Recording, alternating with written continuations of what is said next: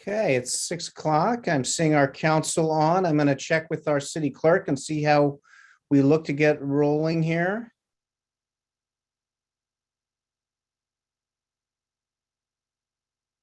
Ready to go, Mr. Mayor. Very well. I'd like to welcome everybody. This is the City of St. Helena regular city council meeting, Tuesday, April 12th, 2022. And would our city clerk help us with the remote access instructions, please? I'm going to share my screen.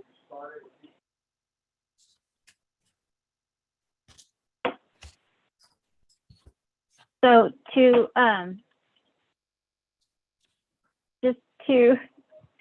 have public comment by phone, you would dial 669-900-6833. At the prompt, you would enter the meeting ID, which is 897-2596-6488.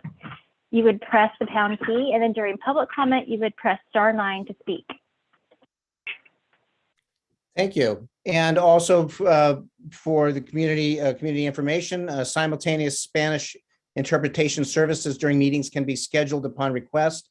To ensure interpreters are available, requests must be made at least 72 hours in advance by calling of the office of the city clerk at 707-968-2640 or emailing cityclerk@cityofsthelena.org.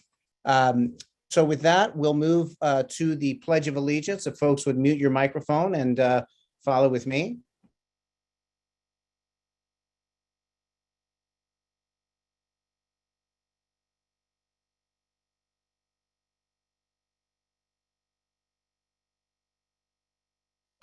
Mayor, you're muted. Thank you. I muted myself. So I will repeat. I pledge allegiance to the flag of the United States of America and to the republic for which it stands, one nation under God, indivisible, with liberty and justice for all. Thank you. And we'll move now to our adoption of the agenda. And I will look to our city clerk to see if there are any changes to this evening's agenda. None. And with that, then I would entertain a motion for adoption of the agenda. So moved. Oh, I'll second.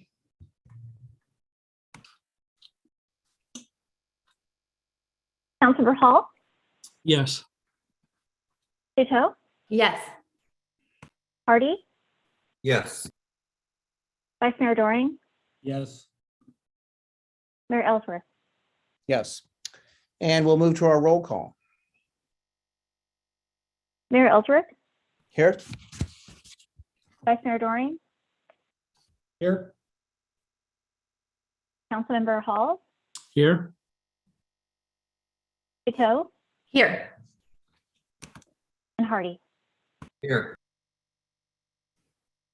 Very good. We'll move to our public forum. This is where members of the public are entitled to speak on matters of municipal concern not on the agenda this evening. Each person's comment should be limited to 4 minutes. Each person is entitled to speak on any non-agendized item only once at any meeting. Brief questions by council members for clarifications may be posed and answered, and council members may make requests that items be placed on future agendas. But in accordance with state law, no substantive discussion or action may take place unless and until the matter properly appears on the agenda. Is there any public comment at this time? There is a raised hand. Elaine, you can unmute yourself and address the council. Good evening. Can you hear me? Yes. Yes. So I'd like to begin my comment today by acknowledging that we are on the ancestral and unceded land of the Patwin, Anasatus, Miwok, and Pomo peoples, past and present. May we honor with gratitude the land itself and the people who have stewarded it through the generations and will continue to do so. So I want to thank the City Council for their proposed resolution declaring a climate emergency.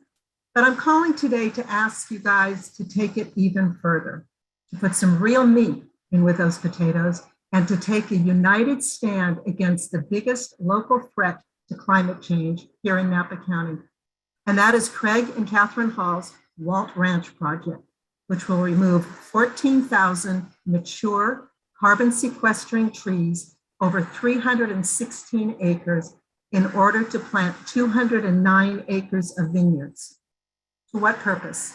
To make Craig and Catherine Hall even more money while global temperatures soar.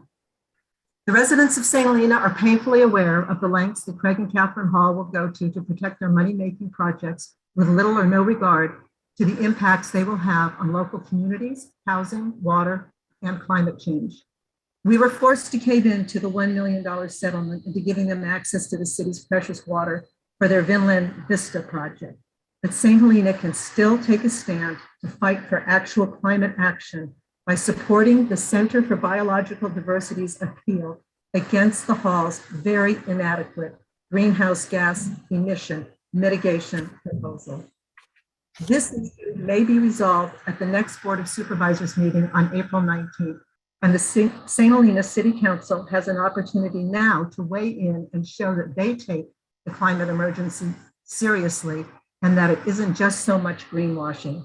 Submitting a letter to the Board of Supervisors signed by every member of the City Council in support of the Center for Biological Diversity's appeal would show that St. Helena actually takes mitigating climate change very seriously. I also want to invite the public to attend a noontime rally next Tuesday at the corner of 3rd and Coon Street in downtown Napa in support of the Center for Biological Diversity and their arguments against the approval of the Wall Ranch Vineyard conversion. Thank you. Thank you for the public comments. Are there additional public comments? There is. Leslie, you can unmute yourself and address the council. Yes, hello, can you hear me? Yes. Thank you.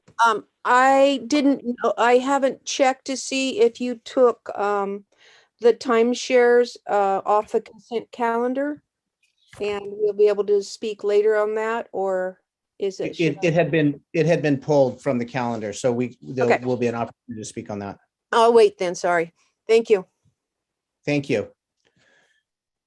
Is there additional public comment? There is no additional comment.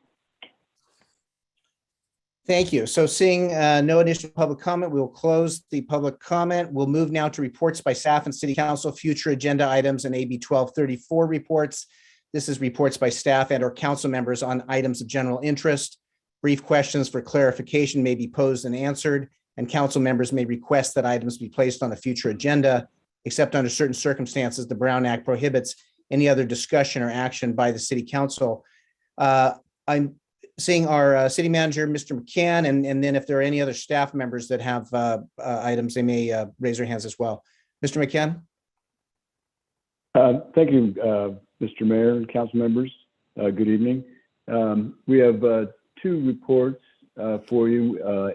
April will provide the first one, and then Mark Rincon, our Public Works Director, will follow up.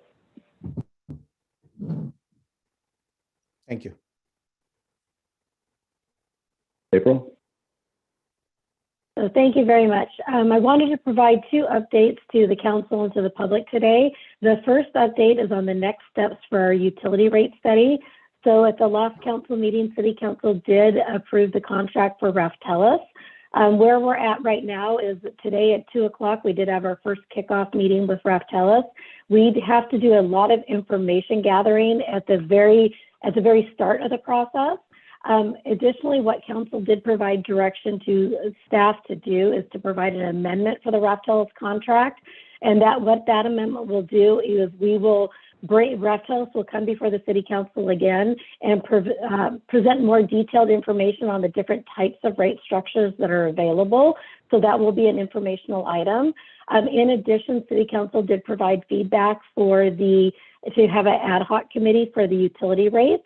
So at the same meeting that Raftellus does bring a presentation, what we will do is we will come before the city council with the parameters that we had in place for the last ad hoc committee and see if there's any adjustments that the city council wants to make. And then based on direction, we will hit the ground running with starting a recruitment for the ad hoc committee.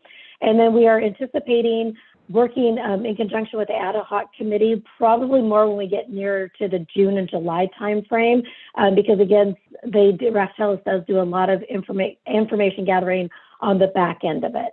The second update that I do have is regarding the Go Bond measure that is going to be on the ballot in June. The city will be holding an informational open house in the near future, so please look out for those dates.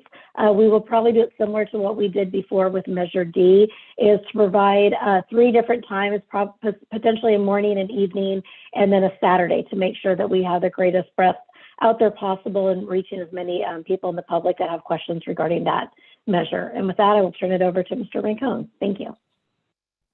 Yes, good evening, mayors and council members.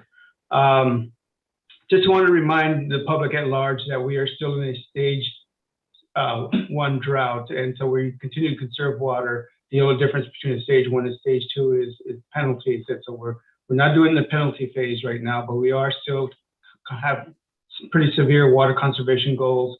I encourage everyone to continue to their water saving efforts as similar to last year.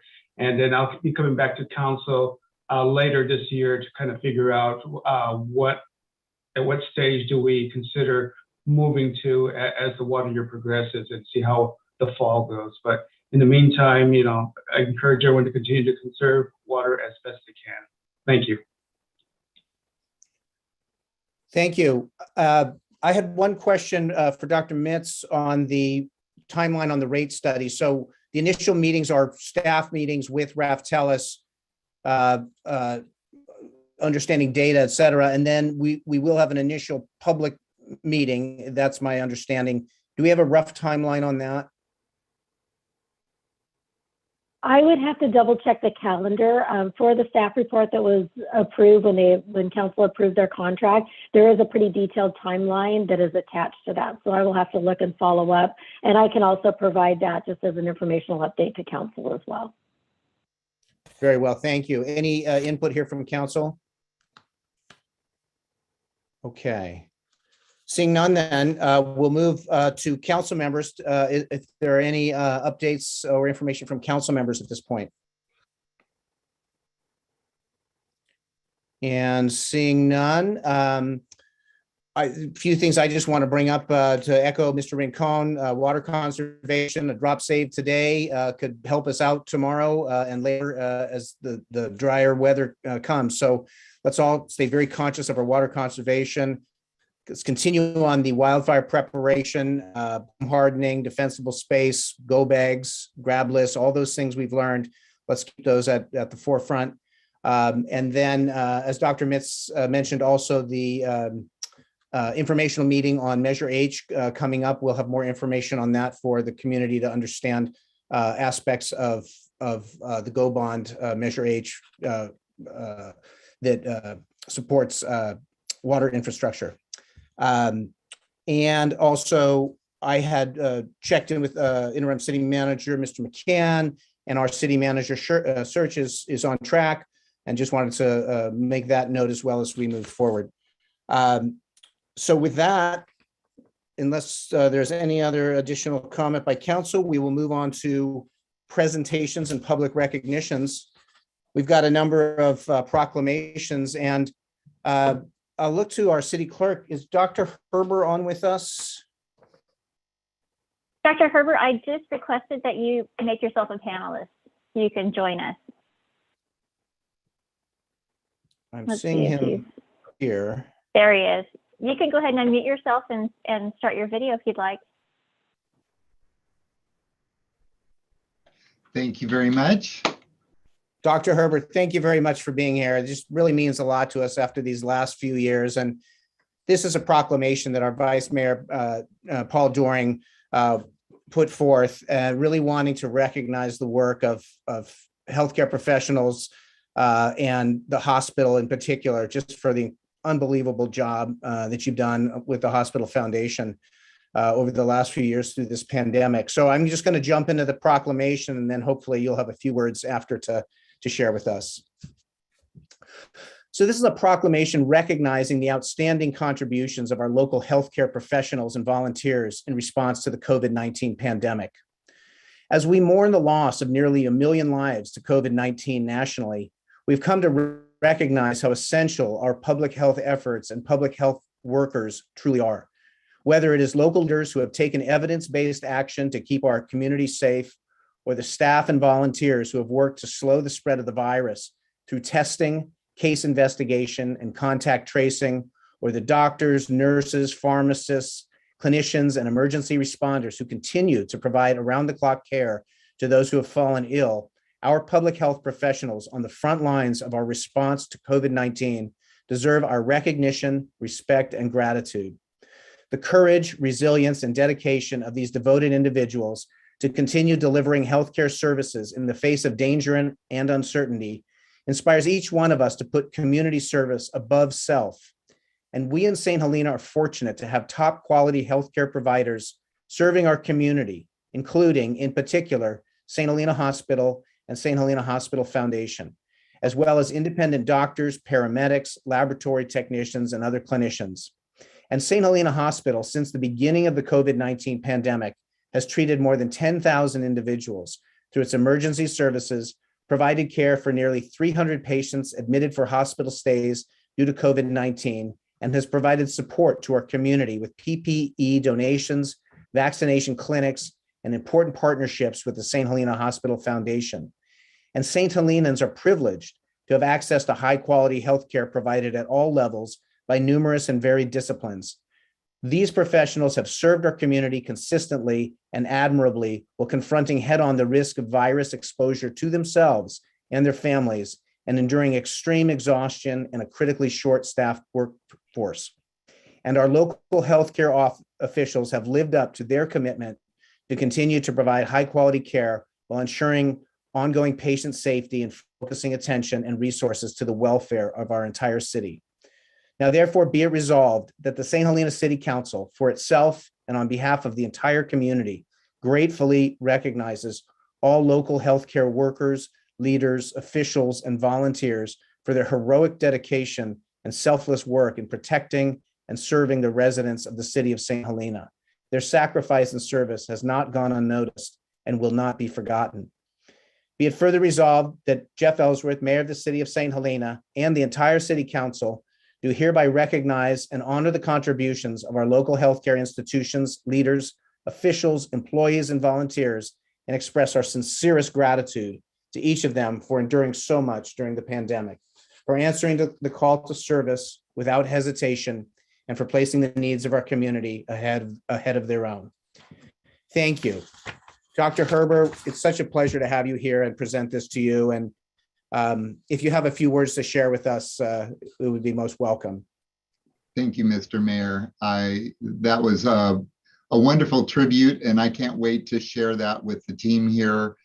You know, as a resident of the city of St. Helena for the last 24 years, I realize what a special place it is. And it's really a privilege to be part of the care team that takes care of our community. And this community takes care of us too. There's so much generosity here. So I'm moved by your words. I can't wait to share it with the team. Tomorrow, I have my monthly virtual town hall with all 1,000 of our employees. And this is going to be the first thing I share with them. So thank you all on the city council and leadership. And just know we appreciate you as much as you appreciate us. And we're in this together. We were here the last pandemic too, 144 years young. So we're here with you, and thank you for supporting us. Thank you. Thank you very much. And Vice Mayor Dorian, do you have a few words that you could share with us too? I don't want to take too much time because I know we have a lot to do, but I just thought that this was an important, I think our, the day-to-day frontline workers don't get the recognition that they deserve, and I had them top of mind. And there are a lot of other disciplines in the world, including teachers and others, but our healthcare workers have really stood out in my mind as essential to the cohesion and the community building that we have and continue to work on in St. Helena. So I just thank you very much, Dr. Herber, and all of your staff and all of the disciplines that maybe I missed. Hopefully I caught them all. So thank you. Yeah, it will mean a lot to the team when I share it. So thank you so much for your thoughtfulness, and we'll keep doing what we do. But thanks to all of you. Thank you, Dr. Herber. We'll move on now to our City of St. Helena proclamation, St. Helena standing in solidarity with Ukraine. And this was brought forward by Council Member Chateau, who I hope will have a few words after the proclamation to share with us. So this is the City of St. Helena proclamation. St. Helena stands in solidarity with Ukraine. March 29, 2022 was when this proclamation was first read. In 1991, at the beginning of the end of the Soviet Union, Ukraine gained its sovereignty after nearly 70 years under Moscow's control, and therefore continued its long and difficult pursuit of democracy, one that allows freedom of association, religion, speech, and cultivation of Ukraine's rich culture. And despite Ukraine's declaration of independence and steadfast pursuit of democracy, after Russian President Vladimir Putin took power, he began his relentless efforts to regain control over Ukraine.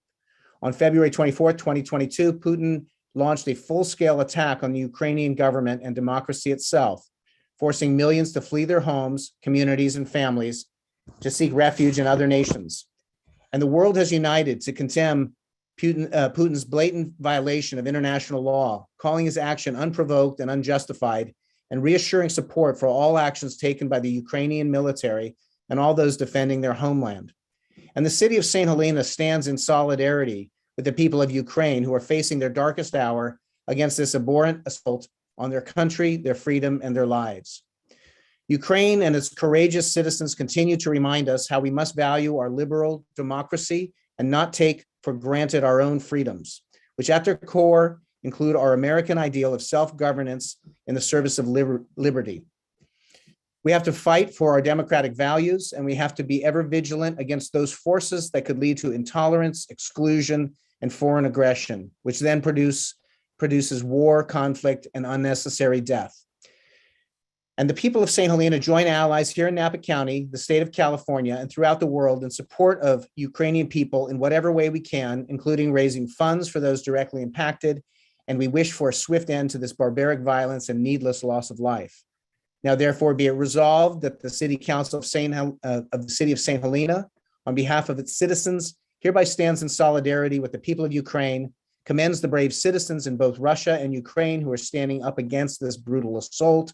And beginning March 29, 2022, St. Helena raises the Ukrainian flag in support of democracy everywhere, and especially in support of the courageous Ukrainian people fighting for their country and seeking refuge from war and violence. Thank you. And Councilmember Chateau, would you offer some words? Yes, thank you, Mayor. Thank you so much for that. And that proclamation really goes, the credit should go to our Vice Mayor Doring, who both wanted it and then helped me when I had a draft. We worked together on it, and I was really grateful for working on that with you. It was important for me to do something because it really is a dark moment for humanity. And it's so upsetting to be watching every night on the news what's happening. And I saw our community rallying in support and wanted to promote those efforts and support and show that the city also, that we saw what was going on and wanted to do something and do what we could with our power. And raising a flag is one of the things that we could do to stand with the community of Ukraine and also raise up what people in our own community are doing. Napa County-wide, the fundraising efforts that many people in our community went to raised over $100,000 for the concert that volunteers put on. And it was about 2 weeks that they organized that. It was really incredible. Our own Grace Church here in the community has a matching grant for anybody that does donations through the end of the month. You can contact Reverend Amy. I've seen lemonade stands from kids. There's a Nimbus art installation up on Main Street in support of Ukraine. There's so many different items that are happening and actions in our community. And I'm really grateful that we were able to do this. Thank you. Thank you. And thank you for bringing this forward, and thank also Vice Mayor Doring. So very much appreciated. And with that, then we will move now to our next proclamation. This is Sexual Assault Awareness Month proclamation. Ms. Bailie, will you help me pronounce your last name? It's Bailie. Bailie, that's Just right. Bailie. Thank you for being here. Really appreciate it. Thank you. I'm going to read a proclamation, and if you two would have some words for us after, it would be wonderful. So this is the City of St. Helena proclamation. News recognizing April as Sexual Assault Awareness Month, April 2022. Across the nation, April is recognized as Sexual Assault Awareness Month. And this year's campaign, Embrace Your Voice, is dedicated to raising public awareness about sexual violence and educate communities on how to prevent it. And rape, sexual assault, and sexual harassment harm our community. And statistics show 1 in 5 women and 1 in 67 men have been raped at some time in their lives. And 1 in 6 boys and 1 in 4 girls will experience sexual assault before age 18. And Sexual Assault Awareness Month is intended to spread knowledge that sexual violence is a widespread problem that can happen to anyone.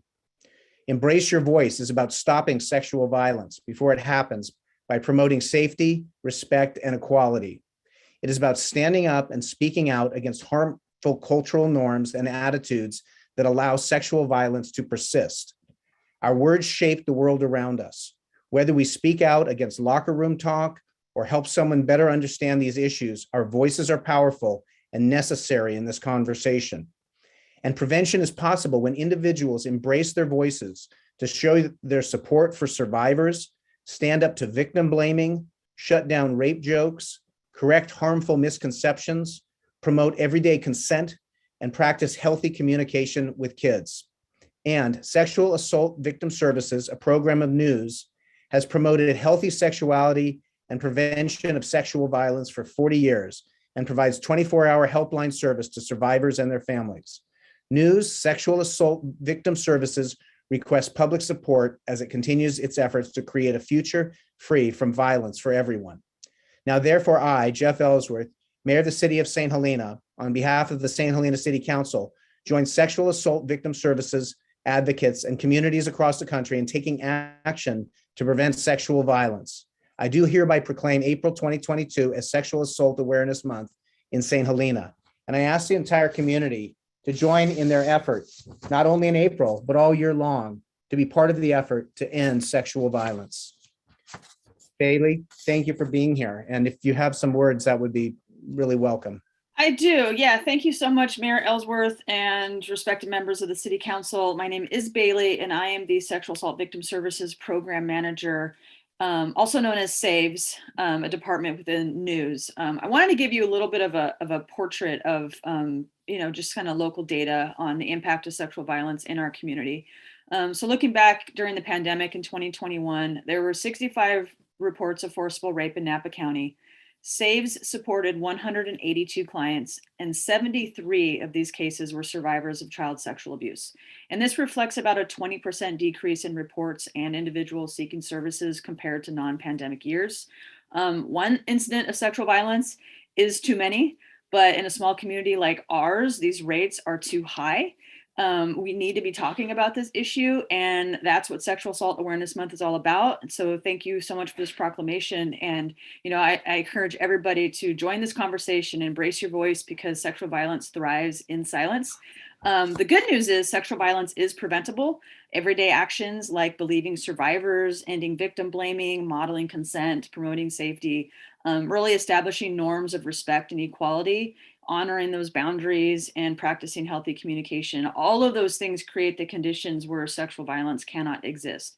And also, simply connecting a survivor to our agency can also be a huge help.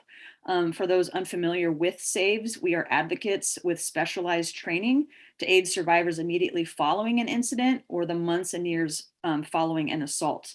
Our services are free, they're bilingual and confidential. So if you or anyone you know needs support, please call our 24-hour helpline. If anyone is really inspired by the work that we do and wants to help us further our mission of providing hope, healing, and empowerment for survivors, feel free to make a donation to news during Sexual Assault Awareness Month. So lastly, I just want to say thank you very much for this proclamation and for this opportunity to speak. And for all the survivors here today and out there watching, we see you, we believe you, and it was not your fault. Thank you. Thank you for being here to speak and to receive this. Okay, we're going to move out of our proclamation section and we're going to move into our consent calendar. We know that 8.3 has been pulled and we've received public comment online related to that. So I will walk through the numbers here other than 8.3. And if anybody else would like one pulled, or we see a community member that would like one pulled, please let me know. 8.1, 8.2, and 8.3 is being pulled. 8.4, I believe that I need to read this one aloud, so I will do that now.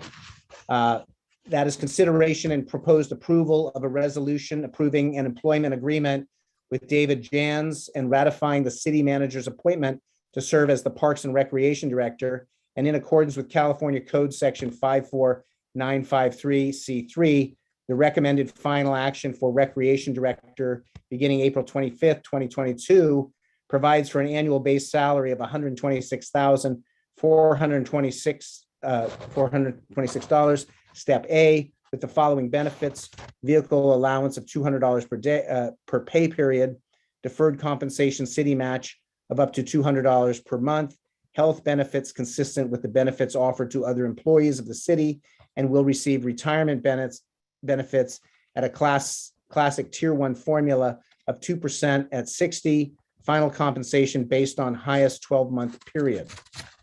So that is 8.4. We'll now see if 8.5, if there is anyone from the council or community to pull. And 8.6, there's a public comment available, and there may be that one this may be one that wants to be pulled, is my understanding. So with that, with the exceptions of 8.3 and 8.6, is there a motion to adopt the rest of the consent calendar? Mr. Mayor, Yes. we have a member of the public with a raised hand. Let's see if there's another item that they'd like to have pulled. Oh, okay, very good. Thank you. Elaine, you can unmute yourself. Are you wanting another item pulled? I wanted 8.6 pulled. And I think it was already pulled. Yeah, yes, I thank you. thought that from your earlier comments. Okay. So with the exception of 8.3 and 8.6, is there a motion to approve the consent calendar? So moved. I'll second. I'm sorry, who made the first? I did.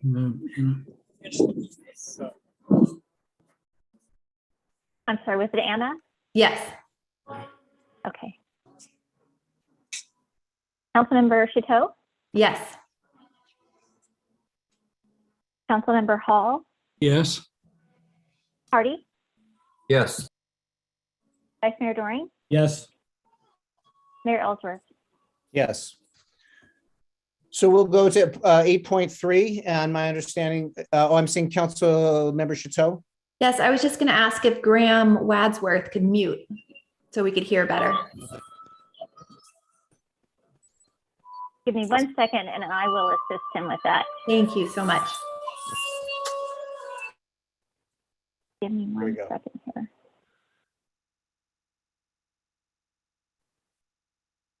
I think he just jumped off. Okay, I think we're clear. And so 8.3 was pulled by request. Our city clerk, do we have some member of the public who had wanted that pulled? I'm seeing I Councilmember do. Hall. Let me,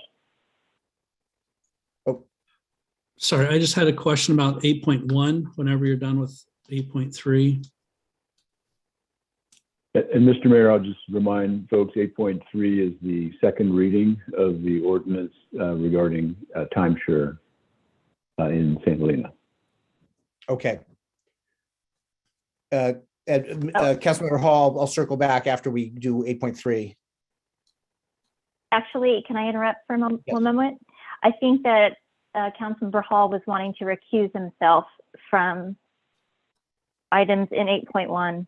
That's Is correct. that correct? Those occurred, that's correct. That occurred prior to my swearing in. Okay. So do we need to go back on that? Mayor, I think it's fine just to note an abstention from the minutes for Councilmember Hall, if that works for the city clerk. Thank you. Thank you.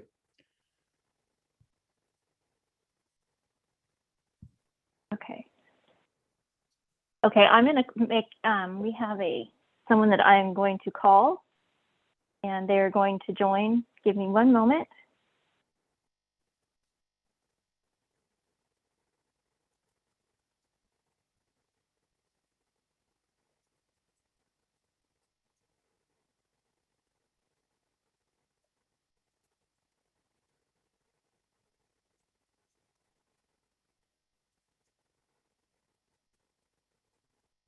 And then, Mr. Mayor, Yes.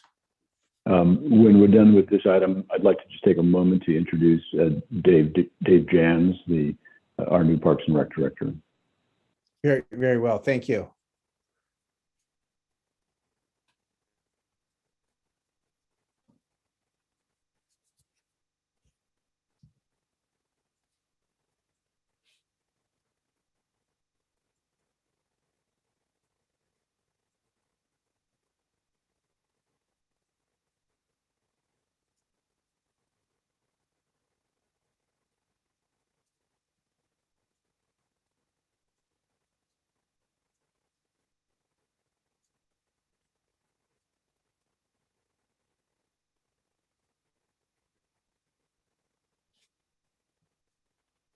Cindy, are we getting communication?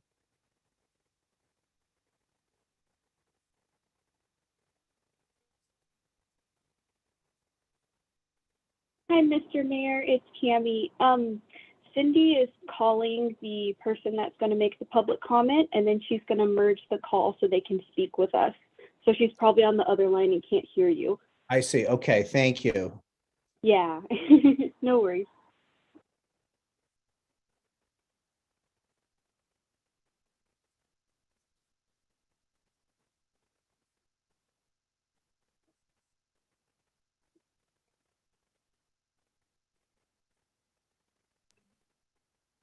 Mayor Ellsworth, we do have 3 other hands raised. Maybe I can look to Cami to see if we can take somebody before Cindy's call. Sure, I'm happy to do that. Let's see. I am Thank you, going Councilmember to Hardy. last name Kwan. I'm going to give you permission to speak, and you should be able to unmute yourself. You have 4 minutes to address the council. Okay, thank you. Can everyone hear me okay? Yes. Okay, so good evening, and thank you, Mr. Mayor and esteemed council members for this chance to speak. My name is Ike Kwan, and I live in San Francisco. For identification purposes, I serve as the Chief Operating Officer and Head of Government Affairs at the Certainly. California. There we go. There we go. Can you hear Testing, me? 1, 2, Can you 3. hear me now? I can hear you. Can you hear me? I'm going to look to our city manager. Jim, can you help organize where we are with this? Can you hear me? Sure. Cindy, hang on a sec. We have Mr. Kwan speaking. Can you just hold on, Cindy, and let's get Mr. Kwan, and then we can go to you. Okay. Good. Okay. Mr. Kwan, carry on. Yes, thank you. So where was I? Oh, I serve at the California Academy of Sciences. I think I just mentioned my title. I also serve as a commissioner for the City and County of San Francisco. And lastly, on the board chair for the San Francisco Travel Association. So my wife started coming to wine country several years ago with girlfriends. They would stay at a place, I think it used to be called Las Alcabas. And she raved about the wineries and the English muffins at Model Bakery. Now, I'm from Chicago, and I was mostly a beer guy. So I have to admit, aside from professional events, I really didn't visit wine country on my own. Then wine country really got my attention during the 2017 wildfires. I had several colleagues who lived in the area and experienced loss. So at Cal Academy, we decided to give free admission to anyone directly impacted by those wildfires. Shortly thereafter, San Francisco Travel made a concerted effort with the tourism bureaus of Napa and Sonoma counties to get the word out that wine country was open. Then fast forward to the pandemic. Like so many other city dwellers, we really needed an escape. We wanted to get away somewhere bucolic and pretty. I had a midlife crisis and I bought a convertible. And my wife and I started visiting wine country because the drive going there was so beautiful. We started coming up as often as 2 or 3 times a month with our friends who were members at places like Faust and Chapelet, to name a couple. At first, we just picked up wines and did outdoor tastings where available. And then it was olive oil, then it was cheese, and then pastries. And for going on now our 3rd year, in the fall, college friends fly out and we get a hotel. We spend the weekend in Napa, rent a limo, and do 4 or 5 tastings a day. And then sometimes on a whim, we'll just drive up for English muffins or the Bloody Mary mix at Napa Distillery. I was just up there this Saturday morning just to pick those up. We've become members of 3 wineries since. Needless to say, I've largely given up beer. In January of 2021, we started looking at Picasso. Wine country had become our special place. We fell in love with the area and the people. We have 1 daughter finishing college and 1 in high school, so we didn't foresee a lot of travel abroad for the next few years. So we wanted to find a place in Napa, somewhere peaceful and quiet, that would serve as a home base to further explore wine country.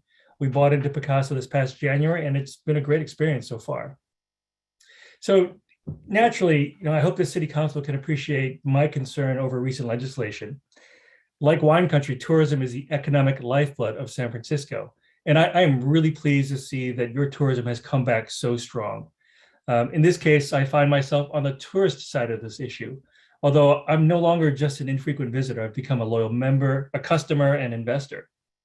So in conclusion, I guess my question to the City Council with respect is how St. Helena plans to enforce not just Picasso's fractional ownership, but what about the other homes owned in LLCs? It seems challenging to write an ordinance against Picasso and not have it affect all of St. Helena LLCs and trusts for home ownership. So just to wrap up, I hope you'll find a way to help people like me continue to enjoy St. Helena and its surroundings. Thank you for your time.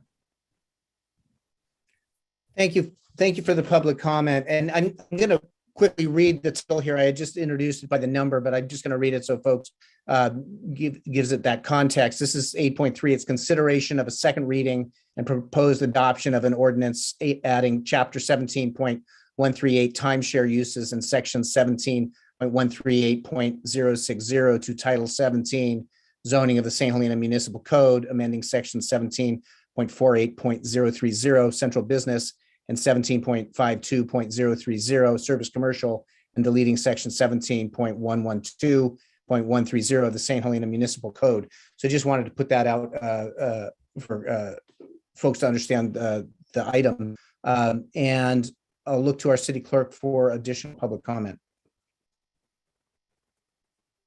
There is. Can you hear me? Hello? Cindy? Yeah, I can hear you. Jeff, can you hear me? I can hear you. Okay. Shelley, please give your public comment. Thank you. Thank you, Madam Clerk. Can you hear me, everyone? Yes.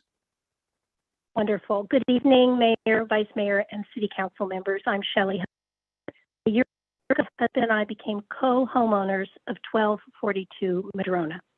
Last month, I appeared before you to oppose the proposed ordinance changes. Again, tonight, I implore you to reconsider this misguided action, which, if enforced indiscriminately, will cause financial devastation for upwards of a third of St. Helena's law-abiding residents, merely because they, like Picasso co-owners, own their homes with others.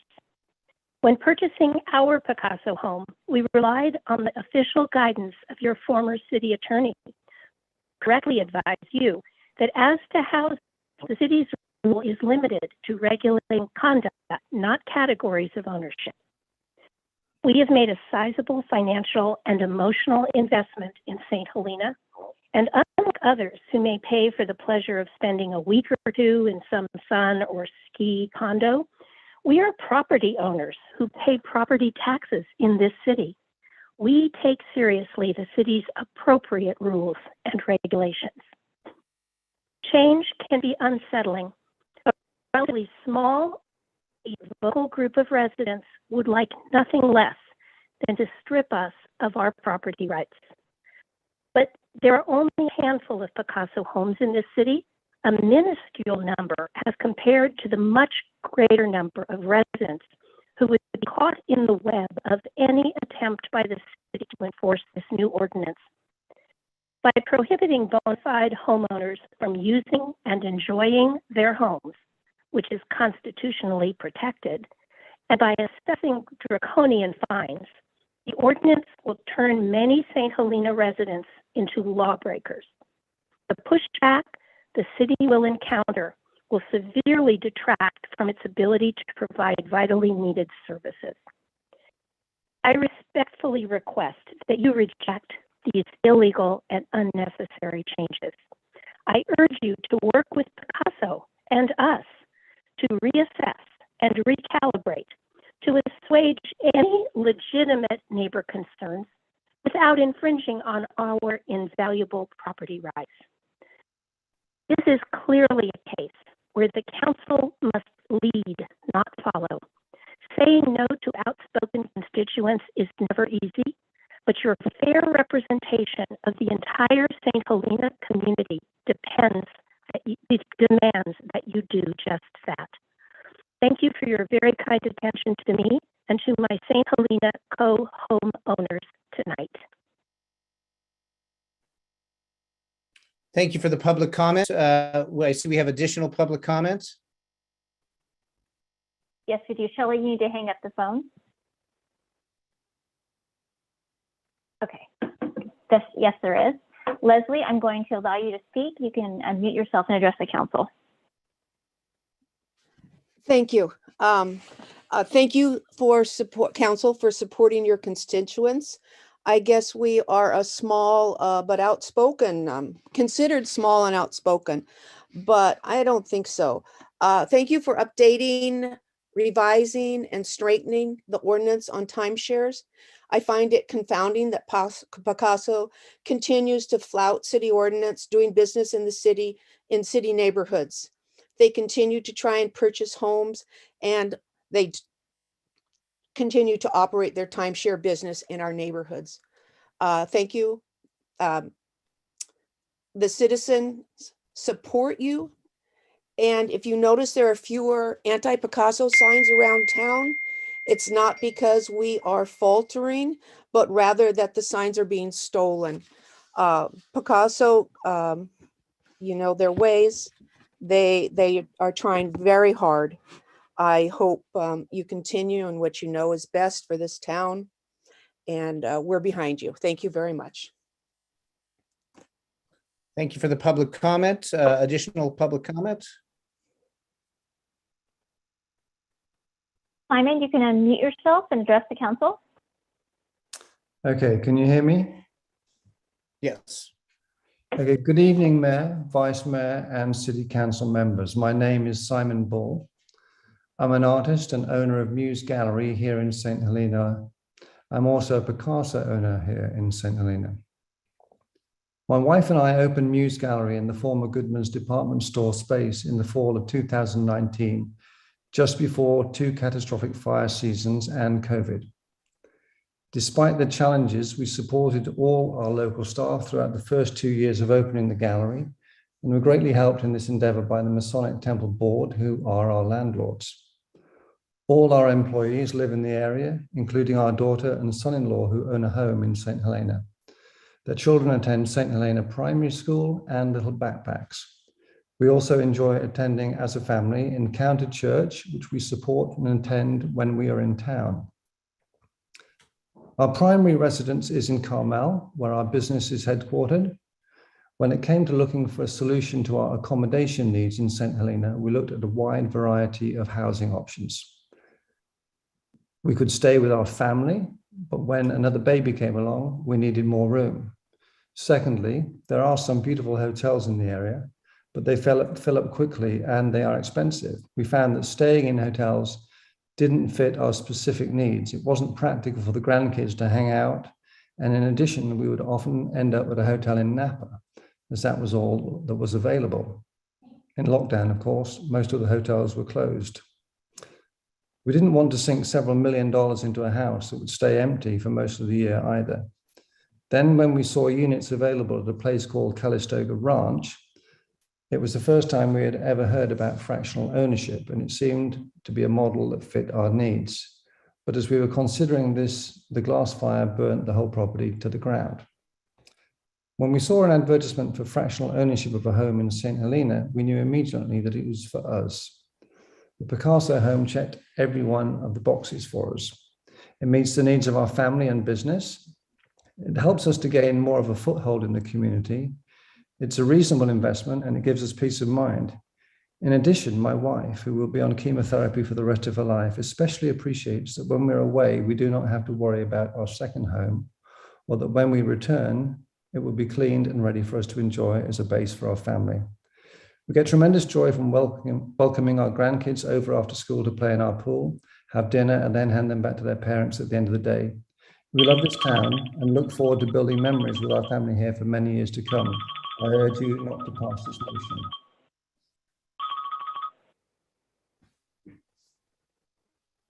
motion. Mr. Bull, if you want to wrap up, are we at 3 minutes? I'm done. Yes, Okay. I'm finished. Thank you. Thank you for your public comments. Additional public comments? Yes, Taylor, you can unmute yourself and address the council. Hi, can you? We're getting a little distortion in your voice. Can you try speaking again? We're having trouble hearing Mr. Lopez. How's this? Sorry, is Yes. this not working? That works now. Okay. Well, thank you. Sincerely appreciate the deep commitment that the city council has and the goal of maintaining a safe, prosperous, and inviting community. My wife and I prepared a statement, so I'll just kind of read through that. The strong fabric of the community in St. Helena is abundantly evident from the efforts of the city council and the people speaking here to uphold the values of the community. And it's exactly why we chose to weave our lives into the heart of Napa Valley alongside yours. As the son of a Guatemalan immigrant, I take to heart the support of those in St. Helena who welcome others into the fold who were not as fortunate to be born there, among the vineyards. While I work as an attorney in Houston and my wife is a pharmacist in the ICU here, St. Helena has already become an integral part of our lives in the short time that we have co-owned a Picasso, and we plan to continue to share this special place with our family for decades to come. With our ability to work remotely, some of our favorite time in St. Helena is spent without guests, however, and as any full-time resident might. And their Mr. Lopez, we're cutting out. Jogging alongside the vineyard, just having a bottle of wine at dinner, and we do this now. Yeah, I can hear you now. It seems to be cutting in and out. Well, I guess I'll keep it brief then. The growth in the number of Picasso properties in the United States and internationally, I think, speaks for itself. Picasso has laid out its economic case for fractional ownership for not only its customers, but the communities in which it's involved. Rather than visiting once every few years, my wife and I visit frequently, spend liberally at the restaurant, shops, and wineries, supporting the livelihoods of local workers and proprietors alike. We ask finally that you don't let a vocal minority of closed-minded individuals see the progress that could be made in integrating the small handful of families such as us that city council dares to hijack the reputation of St. Helena as a place that welcomes all people with open arms. Thank you for the opportunity to speak today. Thank you for the public comment. And we'll continue with public comment. Connie, you can unmute yourself and address the council. Yes, hi, good evening. This is Connie Wilson. Thank you, City Council, for adopting this revised timeshare and fractional ownership ordinance and for keeping in the forefront the safety and well-being of St. Helena residents. It becomes obvious that Picasso's CEOs did not put much thought into the reactions of cities, communities, and neighborhoods when they launched their startup. They are spending millions in advertising, lawsuits, and smear campaigns. Yet negative press continues to plague Picasso, such as the recent headline in an article from The Real Deal, quote, "California reaming, Picasso taking punches in home state," unquote. If you go onto Picasso's website, one of Picasso's frequently asked questions is, what happens if zoning laws change? Their answer is, quote, "Picasso would step in and advocate on behalf of the LLC. However, this is very unlikely. Many second home markets are comprised of LLC-owned properties. We do not anticipate local zoning laws to change, given it would disrupt many households in many markets," unquote. This is a scare tactic and is very misleading to potential Picasso clients. In our town, we have always had a timeshare ordinance, and Picasso chose to ignore it and then sue when they were told they were in violation. Sonoma, South Lake Tahoe, and Palm Springs have all issued strict ordinances banning vacation timeshares or have issued cease and desist orders for the same, citing Picasso's business model. Many other communities in California, Idaho, and Hawaii are very concerned about the arrival of Picasso into their residential neighborhoods and are actively rallying against them. We expect many other states will follow our efforts to prevent transient occupancy, vacation, timeshares / fractional ownerships from hollowing out our communities. St. Helena is leading the way, and we are proud of and grateful for your efforts. Thank you. Thank you. Additional public comments? Michael, you can unmute yourself and address the council. Yeah, hi, can you hear me? Yes. Great. Good evening, Mayor, City Council, and esteemed members. My name is Michael Sine. As someone that was born and raised in the greater Bay Area and frequented this area throughout my life, it's been a dream to own a property in this lovely community. And there are two factors why I chose to start my journey using Picasso, and I wanted to share those two with you guys today. One means to own a property that is otherwise out of reach for most Americans. You guys already know what the average price of homes in this area, pricing out the average person long before Picasso arrived. It was clear that whole ownership in St. Helena was and still remain out of reach for people like myself and my family. I grew up in a low to middle class family where owning one home was seen as having made it. Two was never seen as possible. And although I've worked my way to owning my first home in Oakland 4 years ago, I now cherish the fact that I can have a second home here in St. Helena, where I'm at currently, all while starting a family with my wife and our son, who turns 1 tomorrow. There are many people in this city that have multiple homes, and I know my method of ownership is no different than them in this city. The second reason is the community. I don't come here as a tourist or some of the portrayed images I've read about in the newspaper when people are trying to label owners that are using Picasso. My wife and I actually spend our days frequenting places like Crane Park, the station, the seasonal farmers market, also at Cranes Park, Madrona's Pumpkin Patch, you name it, in the fall, and many more.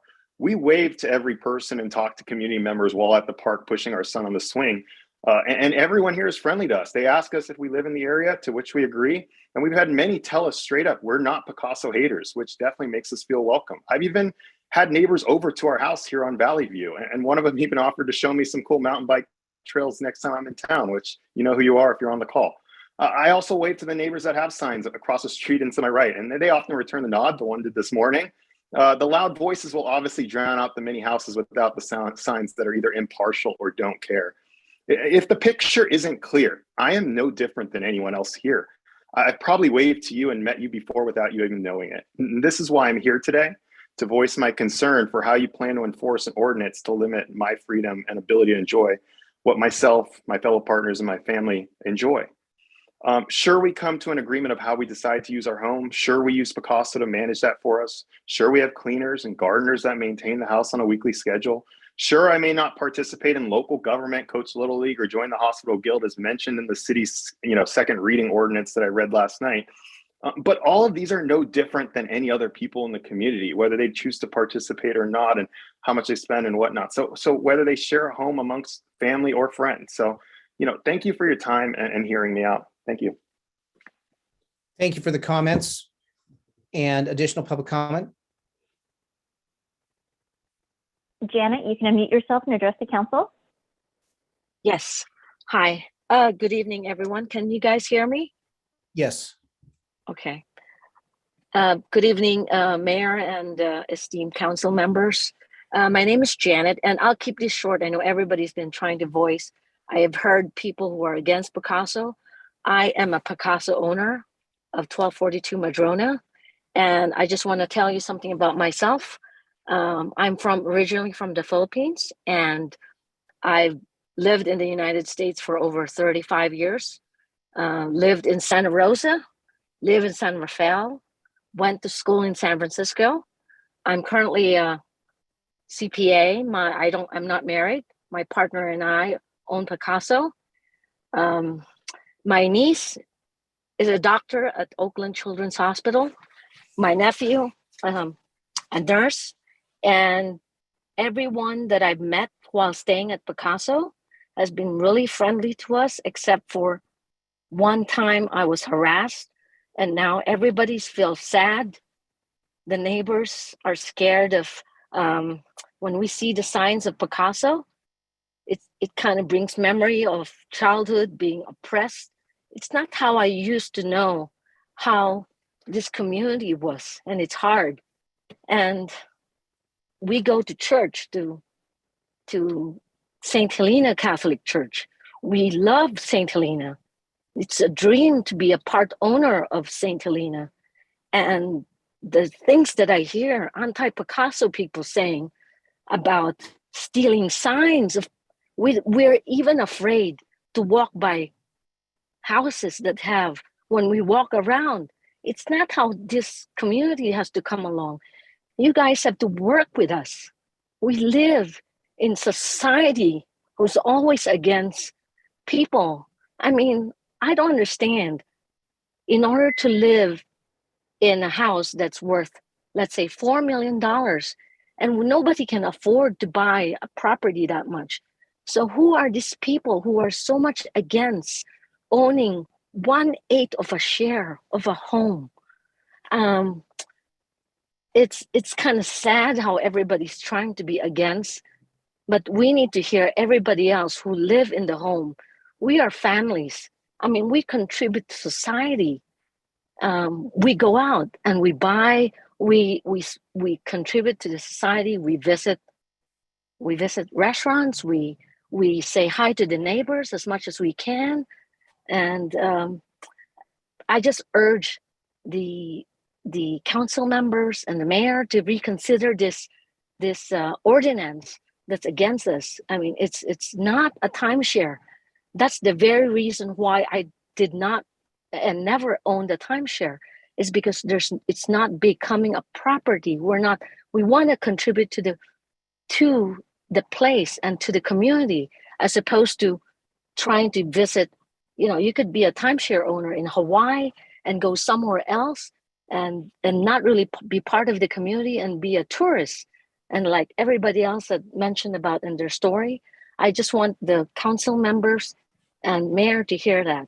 And for people who are against Picasso, let's sit down together and try to understand why you guys are so anti.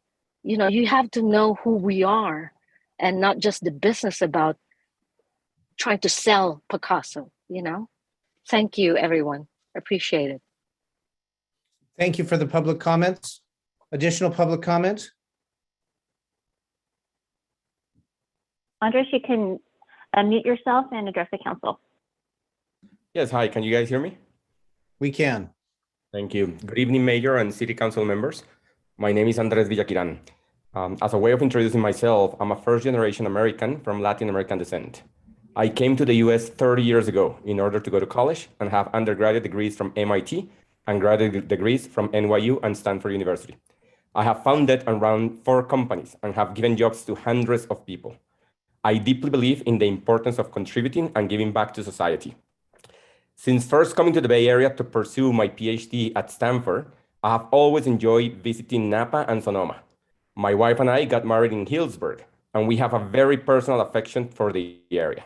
Even more so since my wife gave birth to our daughter 4 years ago. It is because of her that we started looking for second home ownership and why we decided to buy 2 houses, one in Tahoe and one in San Helena through Pacaso. We were specifically looking for a place where our daughter could enjoy time and meet new people in a safe and healthy environment. In our house in San Helena, my daughter typically takes walks, rides her bike, and enjoys the pool. My wife and I like to run and take longer bike rides. We also love walking down Main Street and supporting local restaurants, wineries, and other businesses.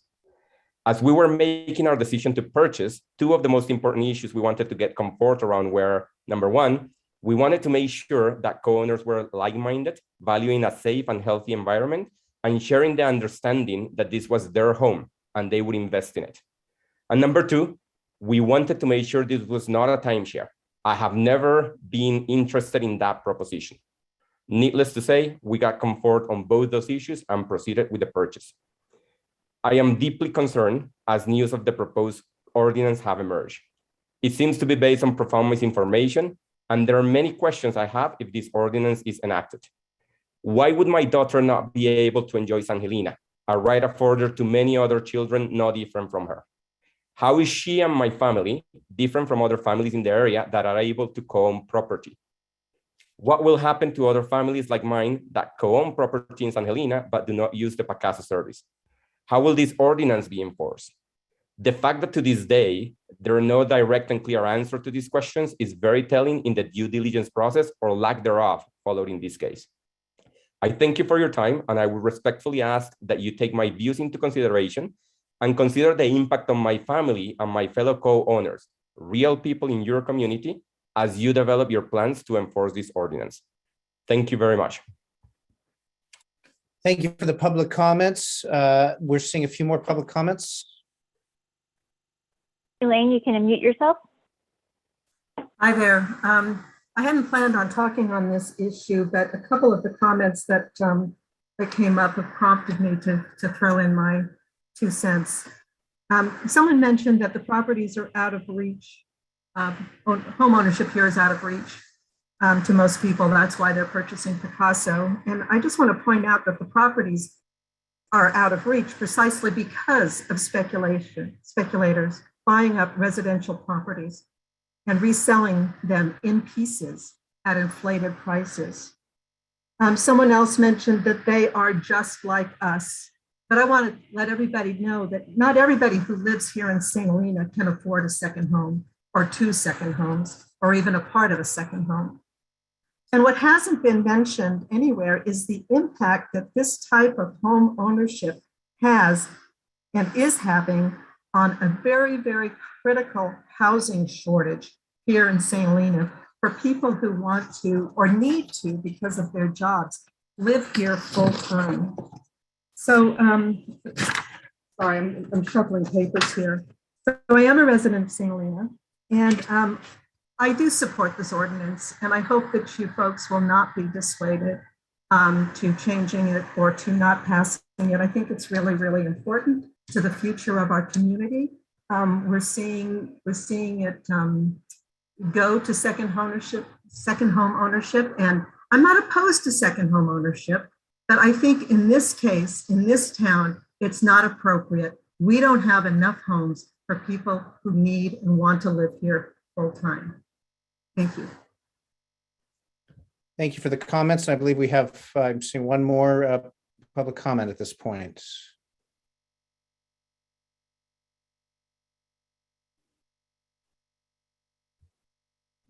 Hi, good evening. Am I on? Yep, we can hear you. I want to thank all of you for all the hard work, and it's been a long, arduous journey since Pacaso arrived on the scene. And I can see a conundrum. I mean, we're having the creme de la creme phone in tonight of Pacaso owners, and it's really heartwarming to hear these stories and life sketches and know that these quality people are here in our community and interacting and supporting. So that is really lovely, and I'm happy that we have those people that are already here. However, it is kind of unfortunate that they bought in here because of the ill advised marketing of Picasso that led them to believe that buying a home that they have been legally restricted to segments of time as part of their ownership is somehow not a timeshare.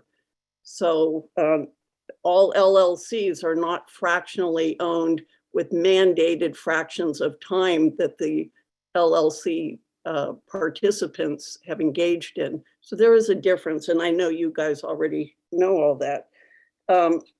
I do want to also point out, you're not criminalizing people who have already bought into this model. They did not know that this was going to happen. How could they? And I don't think you're going to like issue warrants and run them out of town. I mean, they're here. My understanding is the idea is to stop this from going further. And so I want to encourage you, you're doing hopefully tonight what cities all around our state and other states are desperately trying to figure out how to do so that they're not faced with the same challenges that we have. So I just want to encourage you to stay the course. I hope you're able to do that. This has been a very, very compelling to hear these people speak, truly. And but it doesn't change the facts. And the facts are that we as a community, the larger community, don't feel it's appropriate to have fractionally time-shared homes embedded in our residential neighborhood. So it isn't anything personal. I don't think anybody's against the people, it's the model. So I just want to personally say that to the Picasso people have phoned in. Any ill will they felt isn't against them personally. This is what happens when there's like a little war. And once the war is settled, kind of like the Civil War, now we all travel all around the country. But when it was happening, you could really think people hated each other. It was the model of our country that was being changed. And hopefully that's what we're doing in St. Helena. So thanks again, you guys. You're bravo. You're doing a great job. Good night. Thank you. And I'm not seeing any additional public comment. I'll look to the city clerk. There is no other comments.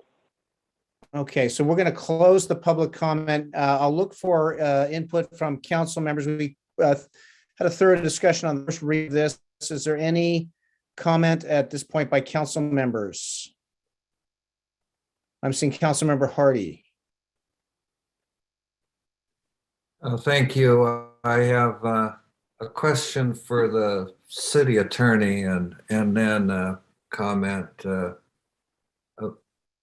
Mr. Walsh, does the ordinance in front of us prohibit the use of an LLC as a form of home ownership?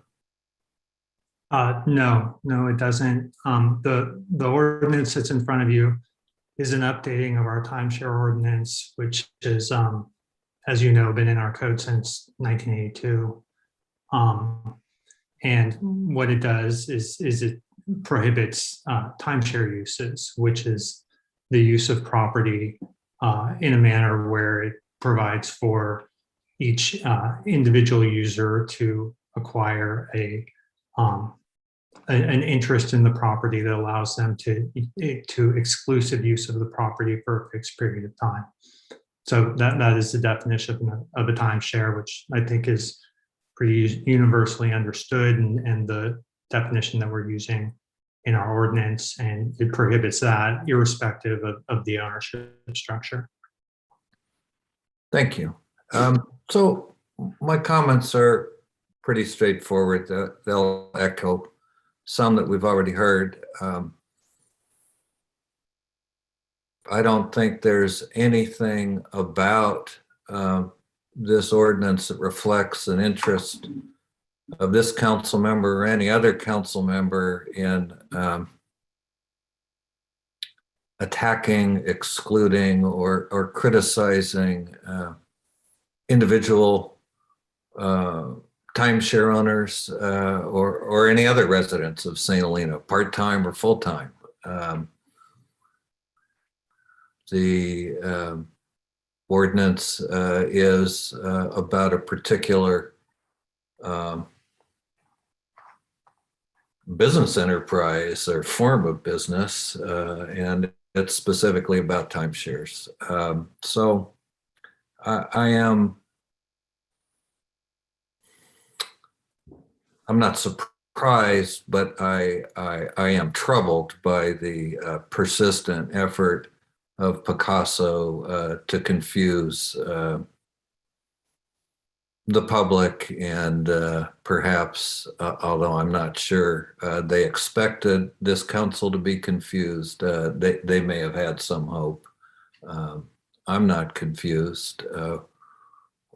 This ordinance doesn't prohibit, regulate, or affect any of the many LLCs that own homes in St. Helena that are not operating timeshares. It's that simple. And this, and you know, for all those individual Picasso owners who have spoken, and for those who haven't, who may feel the same way, you know, also sad and distressed that your lives are affected by the deceptive and manipulative marketing campaign that's been part of Picasso from the beginning. But I don't think the city council has any responsibility for that. And with respect to this ordinance, I think it is very, very well drafted, and I'm very pleased by the care and the effort that's gone into it. And that's all I have to say.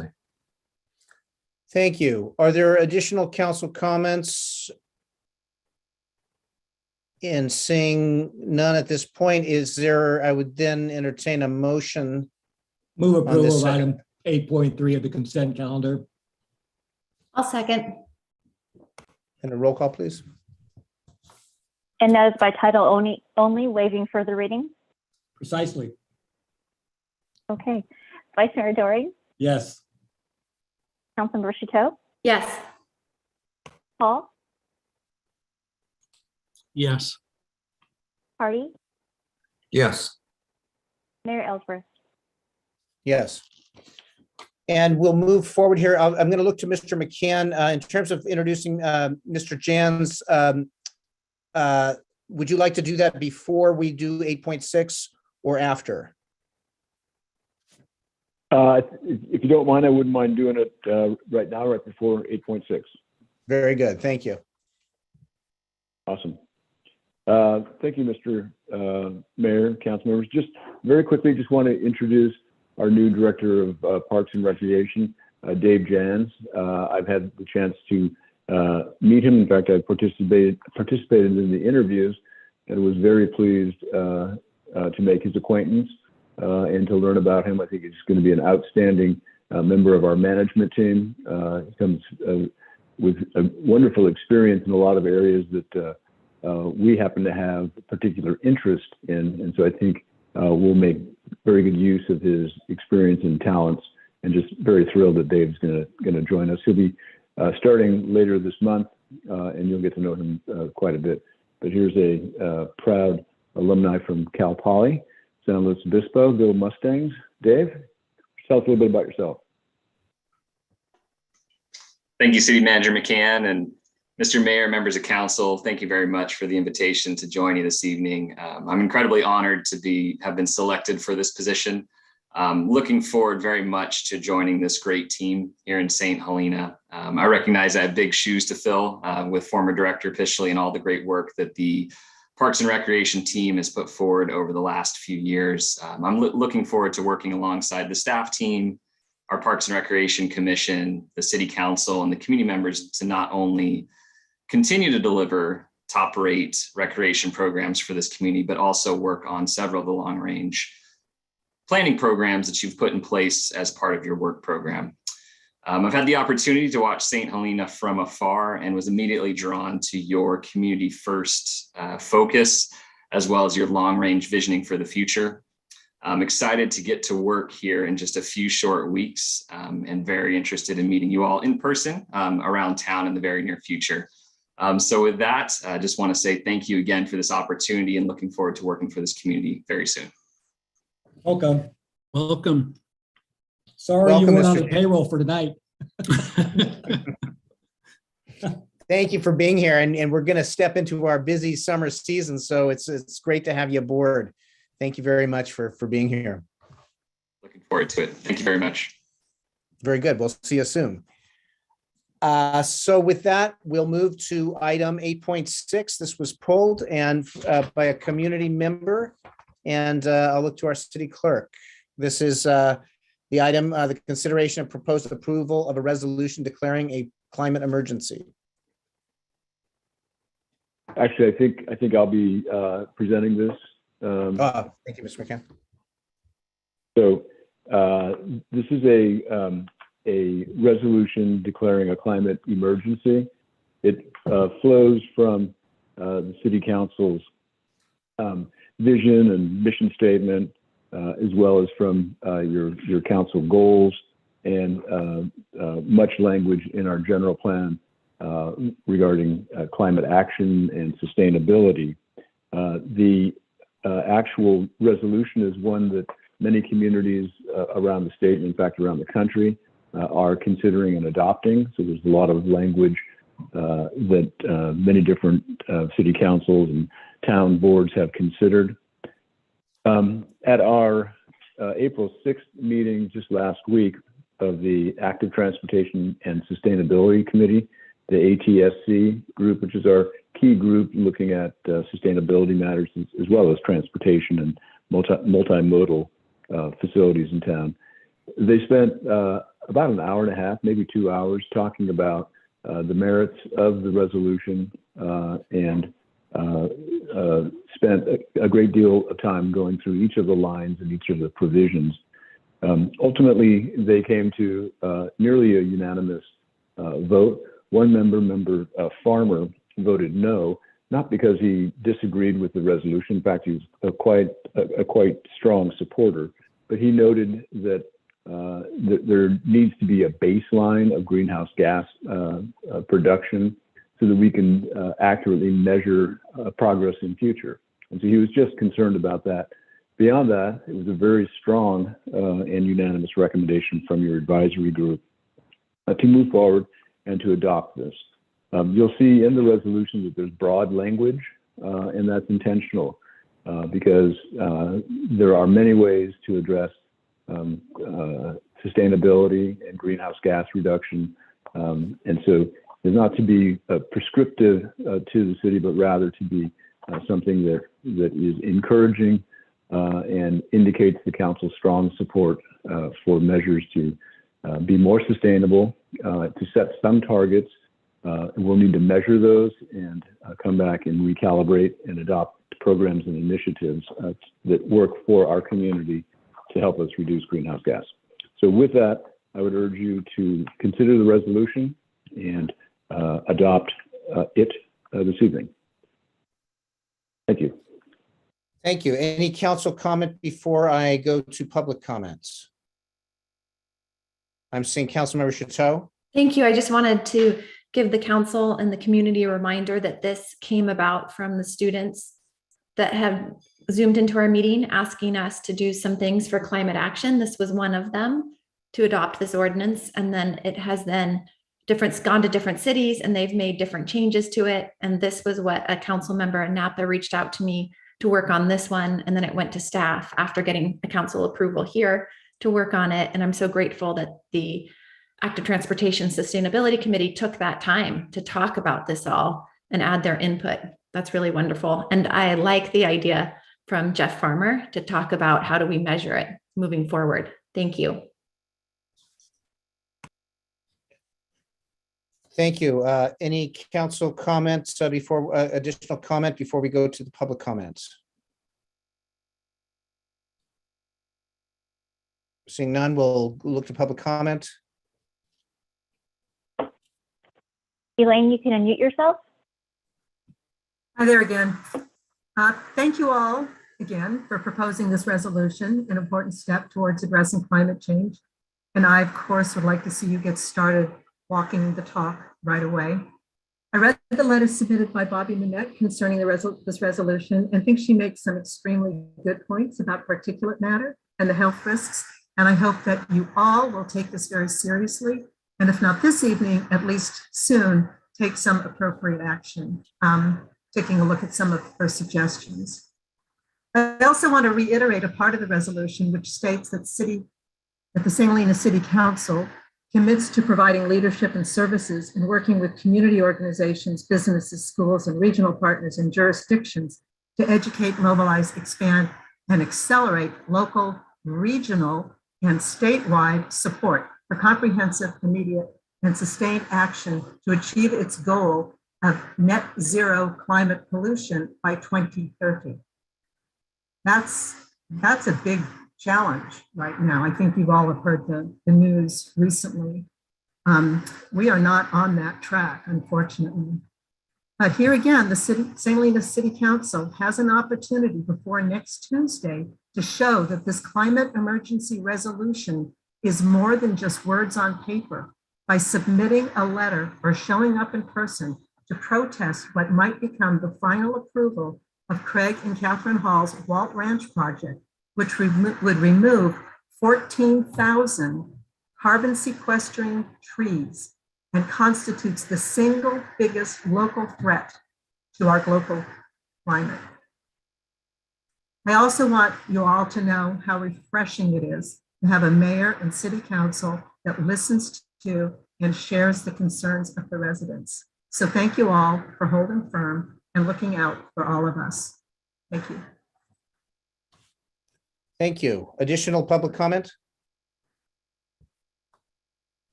Jim, you can unmute yourself and address the council. Thank you. Can you hear me? Yes. Thank you. Thank you, Mayor Ellsworth and City Council members. My name is Jim Wilson. I'm a Napa resident, new grandfather, retired quality manager, and community advisor to Schools for Climate Action. You heard a little bit about that tonight. Thank you, Councilmember Chouteau, for reminding us of that, the presentation they made. They presented to you back in November, and then again last week when they were invited to present to the Alternative Transportation and Sustainability Committee. And in response to the student asks and the committee's recommendation this evening, I urge you to approve the resolution declaring a climate emergency. Such a resolution will put St. Helena in good company with more than 2,000 cities and counties in the Bay Area, California, and around the world. Recognize that the pace of climate breakdown is accelerating, posing a grave threat to our homes, lives, and livelihoods. As noted in your proposed resolution, these threats underscore, quote, the need for immediate climate emergency action at all levels of government, and that the St. Helena City Council, quote, commits to providing leadership and services to achieve its goal of net zero climate pollution by 2030. There's nothing comfortable about confronting this challenge. It'll take courageous action to reverse course. This means making a meaningful commitment to doing no further harm, first of all, and to achieving the 2030 deadline. The carbon budget should now be one of the filters through which all policy decisions going forward are considered. It is, in short, a true emergency. Our kids get it. Their entire lives are being shaped by it. Indeed, as the increasing wildfires, intensifying storms, deepening droughts, and unparalleled die-offs of ocean and land species are signaling all of our lives are being shaped by it, even as we wake up, go to work, and go about our day as if everything's normal. The problem with being locked into nonlinear heating as we are now is that it's difficult to see day to day, but it means that yesterday is no longer a good indicator of what's coming tomorrow. There's a particular power in declaring this as an emergency. All of the other jurisdictions that have wrestled with this language and its implications have come to the same conclusion. In our local area, the cities of Calistoga, American Canyon, and Napa are recent cases in point, providing for specific goals and actions within their resolutions. By taking the lead on this important issue, the City Council of St. Helena will further empower the business community and its citizens to take the necessary steps forward. In conclusion, I strongly endorse Schools for Climate Action and the Alternative Transportation and Sustainability Committee in their request for St. Helena to pass a climate emergency resolution. Napa Valley Unified School District did so in 2019, and the science supporting urgent action with a goal of net zero climate pollution by 2030 is clearly on their side. Please take this step to reassure our next generation that St. Helena respects their right to inherit a livable world. Thank you. Thank you for the public comments. Additional public comment? Lori, you can unmute yourself. Great. Can you hear me? Yes. Wonderful. Good evening. My name is Lori Stelling, and I feel forever connected to your community of St. Helena through my former work serving as your recreation supervisor from way back 2000 to 2006, serving the youth of your community. But tonight I'm here actually as a Napa parent who cares deeply about giving my teenage son and all youth the chance at a livable future. And I just want to take a moment tonight to voice my strong support for the staff report proposing that the City Council approve the climate emergency resolution that was recommended for approval by your Alternative Transportation and Sustainability Committee. I was at their meeting last week. And as a parent, I just have to tell you that it's how heartening it is to see the inclusion of your goal of reaching net zero climate pollution on or before 2030, and the way you follow the lead of NVUSD in Calistoga, American Canyon, and Napa. And as I recently shared at the Alternative Transportation and Sustainability Committee meeting verbally last week, in this moment, I feel more strongly than ever that now is the time for us to work together as a Valley community, step by step, to take real policy action to address the climate emergency in a way that lets our youth know through our actions that we care deeply about their future and will do all we can to heal our planet and provide them with a livable world. And I really view tonight's resolution declaring climate emergency as an essential step towards every jurisdiction within our entire valley standing firmly behind our youth with full climate resolutions and unified momentum. So my family is taking notice of each step you take, and we thank you for your leadership in recognizing the urgency of the climate crisis and for committing to do all you can within this crucial decade. Thank you so much. Thank you for the comments. Additional public comments? Seeing none, we'll bring it back to the council. Any additional council comments? I have a few brief comments, but I'll look to the council if there are any. I'm seeing Councilmember Hall and Councilmember Hardy. Thank you. Sorry, I'm just trying to get my mic set here. I did have, I guess, a couple of concerns with just the way these goals are wordsmithed. I don't know who said it. Somebody, one of the callers said that trying to get to net zero by 2030 is going to be extremely hard.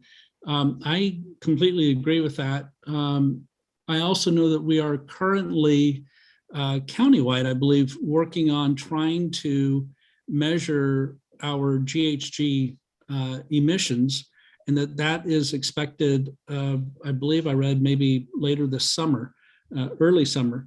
So if we're going to set a goal, my preference is that we start with a baseline.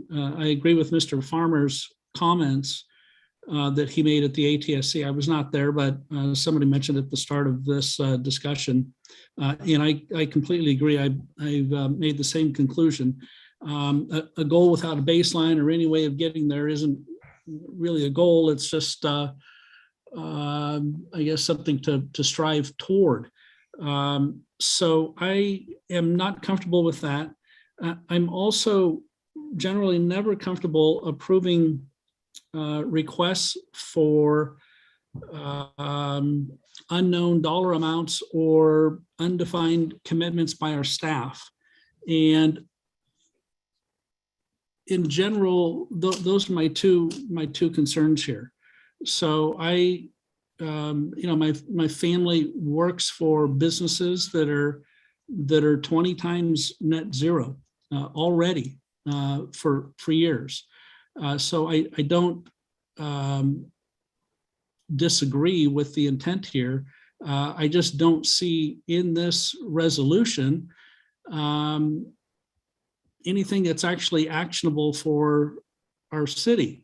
There was a comment made that it's time that we begin to walk the talk. Frankly, I think everybody on this council already is. In many of our decisions, there's certain decisions that I've questioned in the past. We've literally spent millions of dollars on gas-powered generators recently as backup. We needed to, and thankfully we did.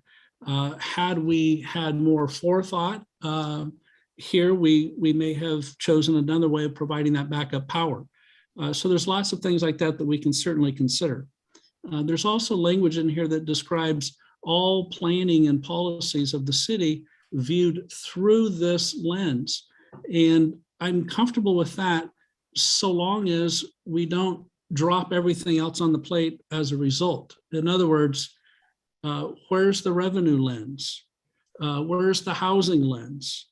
Where's the water security lens? Where's our infrastructure lens? All of those things I think need to be balanced, and I just don't see that language in this resolution anywhere. Those are my my comments. Thank you.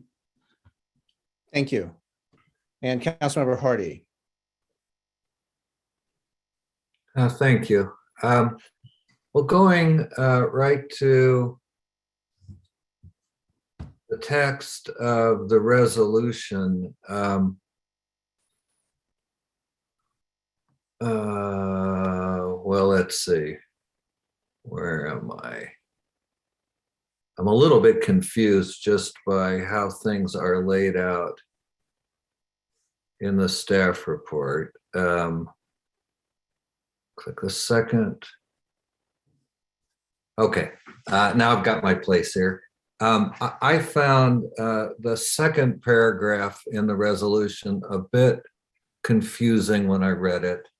I'd like to read out loud what I propose as a wording change, and that will lead right into my substantive comments. So just in the first part of it, I think, or I would ask you to consider changing it so that it reads as follows: that the scientific evidence indicates the urgency of mobilizing a global effort to reverse global warming as quickly as possible with the goal of achieving zero net emissions by 2030.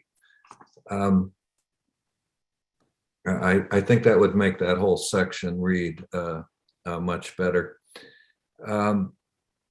I share many of the concerns Councilmember Hall has articulated, but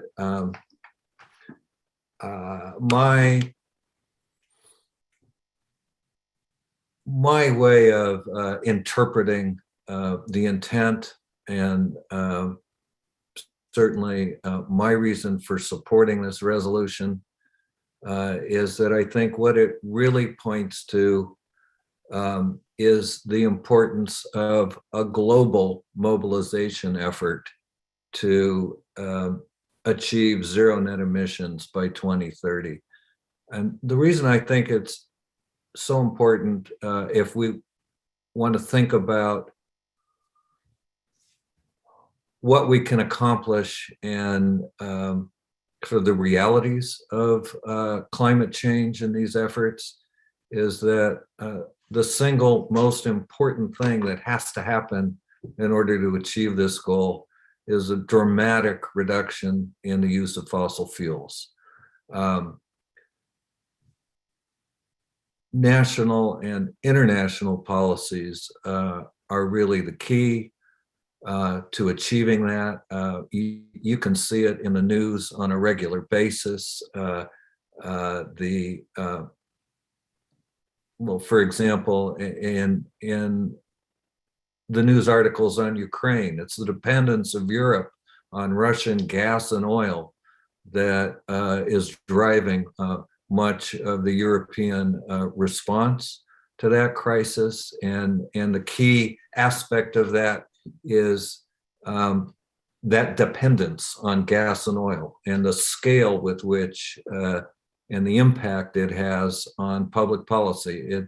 In our current government in Washington, the Democrats frequently depend on the vote of a Democratic senator from West Virginia. And there isn't any way that I believe we're never going to see that senator vote for restrictions on the use of coal or anything that would undermine the coal mining industry in the state of West Virginia. These are the very real big picture barriers to the kind of progress it's going to take to achieve this goal. But the reason I think we can and should support this resolution is because, as I read it, and this may be a way of reading it for no other purpose than to enable me to support it, but I think what it really calls on us to do is to join in a grassroots, ground up effort to move for change at state and federal levels. Without that, the most we can do will not be anywhere near enough. We don't have the power, the authority, or the ability to deliver that kind of change, but we do have the ability to deliver the message. And that's what I see. I expect and would certainly insist, if it were up to me, that the staff resources and the time and effort that we apply in this regard be consistent with the realities of a very complex set of urgent matters that we're contending with on a day-to-day basis. Thank you. Thank you, Councilmember Hardy, and I see Councilmember Chateau. Thank you. I appreciate both of those comments. I'm seeing this as an overarching leadership policy that we're taking, and so that we can get more organized. Not that it's going to be more staff time necessarily, although I do always advocate for that. And we're talking about that in terms of budget and what we can do. But what I see this is that we need to take the leadership so that we're not missing the opportunities. I actually think within all of the different departments that there are everyday solutions and opportunities to do better for the environment. And by setting this policy, we're going to all be moving in that direction together. So I think that this is really important to do this. And you're right, Councilmember Hall, we are having the emissions on the countywide level come to us, that inventory that we're contributing to. We'll get that this summer. That's also going to be very complicated to figure out how we handle that measuring. That's not easy, and that's going to take staff time. So I don't want to stop us from setting this policy now, tonight, and helping all of us hopefully move towards making better decisions every day within our cities to be looking for solutions. I think they're there. And I think it's something that will have a bigger impact by adopting this ordinance. Thank you. And I'm seeing Vice Mayor Doring. Thank you, Mayor. Through Mr. McCann, I have a question for the planning director, but I just want to offer this. Some folks have suggested that the city of St. Helena is following the lead of others, and certainly with respect to this resolution, we are. But I will remind the council that our general plan is one of the strongest in Napa County and one of the first in Napa County to address climate change. And there, as you all recall, there are a number of issues brought up in that general plan and implementing actions that we have to follow. And one of them is to hire a consultant and do a climate action plan. And I think, as far as I understand it, and this is my question, I think we're legally required under our general plan to do a climate action plan. I think that's relevant because much of what's going to be in that plan is a legal requirement, and it's going to be entirely consistent with exactly what is stated in this document. I think they're entirely consistent, and I think it's a matter of priority because it's required legally. And that's, I guess, my statement, but there's a little question in there about when that's going to happen and is it the case that it's legally required in our general plan? Thank you. Thank you. Like me to respond to that, or? Ms. Rosa, if you have some thoughts there. Yeah, I would also probably invite Mr. Walsh to respond as well. Yeah, we are aware of that mitigation measure and also an implementation action as part of our annual review of the climate action chapter. We do realize I have actually reached out to other cities to understand what kind of budgeting it would take for this and the work effort. So I would say that's probably the biggest outstanding item. I don't believe there's any particular repercussions if we don't get it done within the exact time frame, but I think we have to be moving forward and making an effort to at least engage a consultant and start planning for that. And I don't know if Mr. Walsh has anything else to add on the legal question. I don't really have anything to add. I think you summed it up pretty well. Thank you. Thank you. Mr. McCann?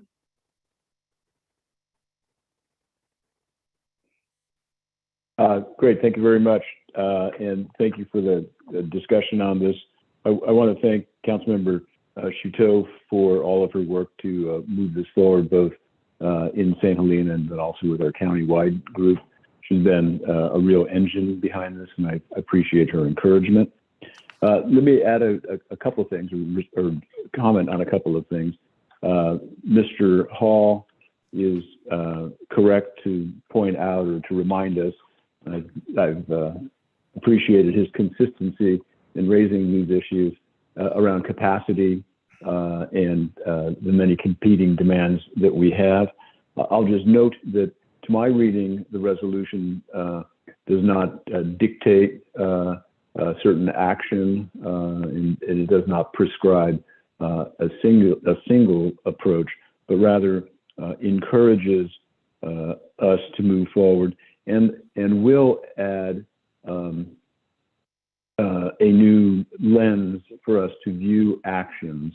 And so today, the staff views actions and frequently will measure, if you will, an action against the City Council's work plan or the adopted goals or goals in the general plan. And in future, if the resolution is adopted, we'll also put in our mind and in the lens that we look at when we look at policies and decisions and spending proposals, the lens of climate action and the effect that action might have on greenhouse gas production. I'll also note that the last point in the resolution, number 4, suggests prioritizing actions that are identified in the general plan to look for guidance. And I might add, or might suggest that we can add a clause in there that might say something like balanced against other municipal demands and available financial and staff resources. I think that goes to just the reality of what we do, but we'll make clear that these priorities have to be balanced against the other demands that we have, the resources, financial and staff resources available. Thank you. Thank you. Councilmember Hall? Thank you very much. And I do appreciate the comments and feedback of all of the council members and City Manager McCann. Thank you. I do like and appreciate the edit that you're suggesting to bullet point 4. It's my constant fear that this body continues to approve things without anchoring it in a realistic, practical view of our ability to execute anything. And that's how we end up with a 380-page budget, a 50-page CIP that's only a third of our CIP, with 11 pages of work plans, et cetera, et cetera, et cetera, and wondering why isn't anything getting done. I do appreciate Councilmember Shuto, your comment about demonstrating leadership. The language says leadership, but also that we are taking steps and committing resources to doing something. And I don't know what that something is. That's my snag here. What is the something? I have no problem demonstrating leadership, showing support for broad national and international issues like this. At the end of the day, I view my job here as thinking about our urban limit line and what are we trying to do for our community right here on the ground. And so from that lens, I kind of think our exercise maybe should be, why don't we just go through our list of everything and see, do we believe this is climate appropriate or not? And if there's something on there that we think isn't, then let's mark it and flag it and see, is there a different way to do it?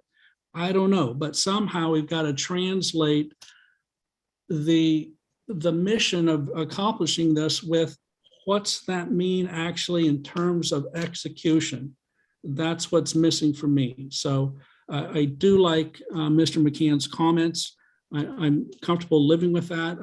I'm never comfortable saying we're going to go achieve this by this date when we have absolutely no idea where we're starting from.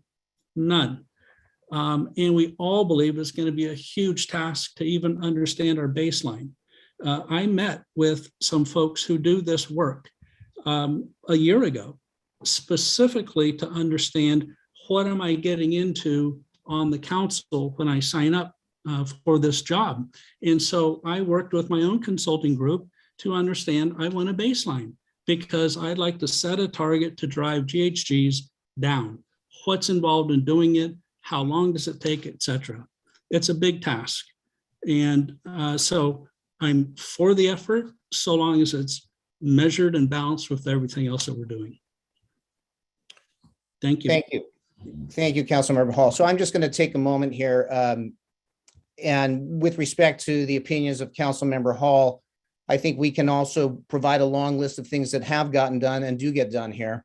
I'm not here to get into a debate this evening about it, and perhaps we can circle back at some time, but I just want to make sure that if we sort of use this meeting to present a platform, that it's understood that there might be counter views. So with that being said, I'm going to be brief, but I want to make some comments related to climate emergency. An emergency, one of the things I've learned as an elected official, an emergency, and we've been in many, means that if we don't react, that people will die. And if we recognize that a climate emergency means it's not going to be one giant cataclysmic event, but it may be many, many events added together where people will die. And people in this generation, my generation, the current generation of children, we have to move now to protect the community, to protect our world. What we learned in the pandemic was we had to build the plane while we were flying it because it was an emergency, something that we could not understand fully until we were deeper in it, but we had to react. And so we did. I believe a a resolution such as this announces the emergency. It's an emergency. I concur with Councilmember Hall that we need to be able to find the ways to root our actions. But we do, I believe, have to recognize that it is an emergency. We need comparative analysis of all our practice, all of our how we generate greenhouse gases to determine best practices, and we need to immediately implement them. Water is at the core of climate. Everything we talk about in terms of climate relates back to water. Deforestation, water used towards development needs to be done so in a very careful and balanced manner. We need to use comparative analysis to minimize our methane production, and we need to be real about methane as it relates to things like solid waste management. We need to think about transportation, fossil fuels as they relate to vehicle miles traveled and air travel. What are our choices that we're making here? Are they helping us draw down, or are they keeping us drawing up in terms of creating greenhouse gases in terms of vehicle miles traveled, air travel, et cetera? We need to think about caring for each other and do this. It's an act of love for this planet, for each other, but we need to hold each other accountable. So we've got to get to comparative analysis for best practices, and we've got to do it soon, because it's not, when I was growing up, I kept thinking it was 100 years down the line, but we're seeing now 2030 is a year for drawdown. So I believe we need to declare the emergency and work together out of care and love for each other, for our community, for this world, and make the choices that even though economically, sometimes we may think there's one way to go or another, we could have the greatest economy in the world, and if we don't hit this drawdown by 2030, it's not going to matter. So we need to be cautious, we need to be calculating, but we need to start drawing down. And I think we need to declare the emergency to begin doing that. So those are my thoughts. And with that, unless there are any other thoughts at this point, I would look for a motion. I will move Hart. to approve with the amendments offered by Mr. Hardy and Interim City Manager McCann. And I've seen Councilmember Hardy. I just want to make sure that that's correlating for you. I'm sorry, Mr. Hardy, I didn't see your hand up. Sorry. No worries. I'll second that motion. Thank you, Vice Mayor Doring. And a roll call, please. Vice Mayor Doring, Yes. Councilmember Hardy, Yes. Duteau, Yes. Hall, No. Mayor Ellsworth. Yes.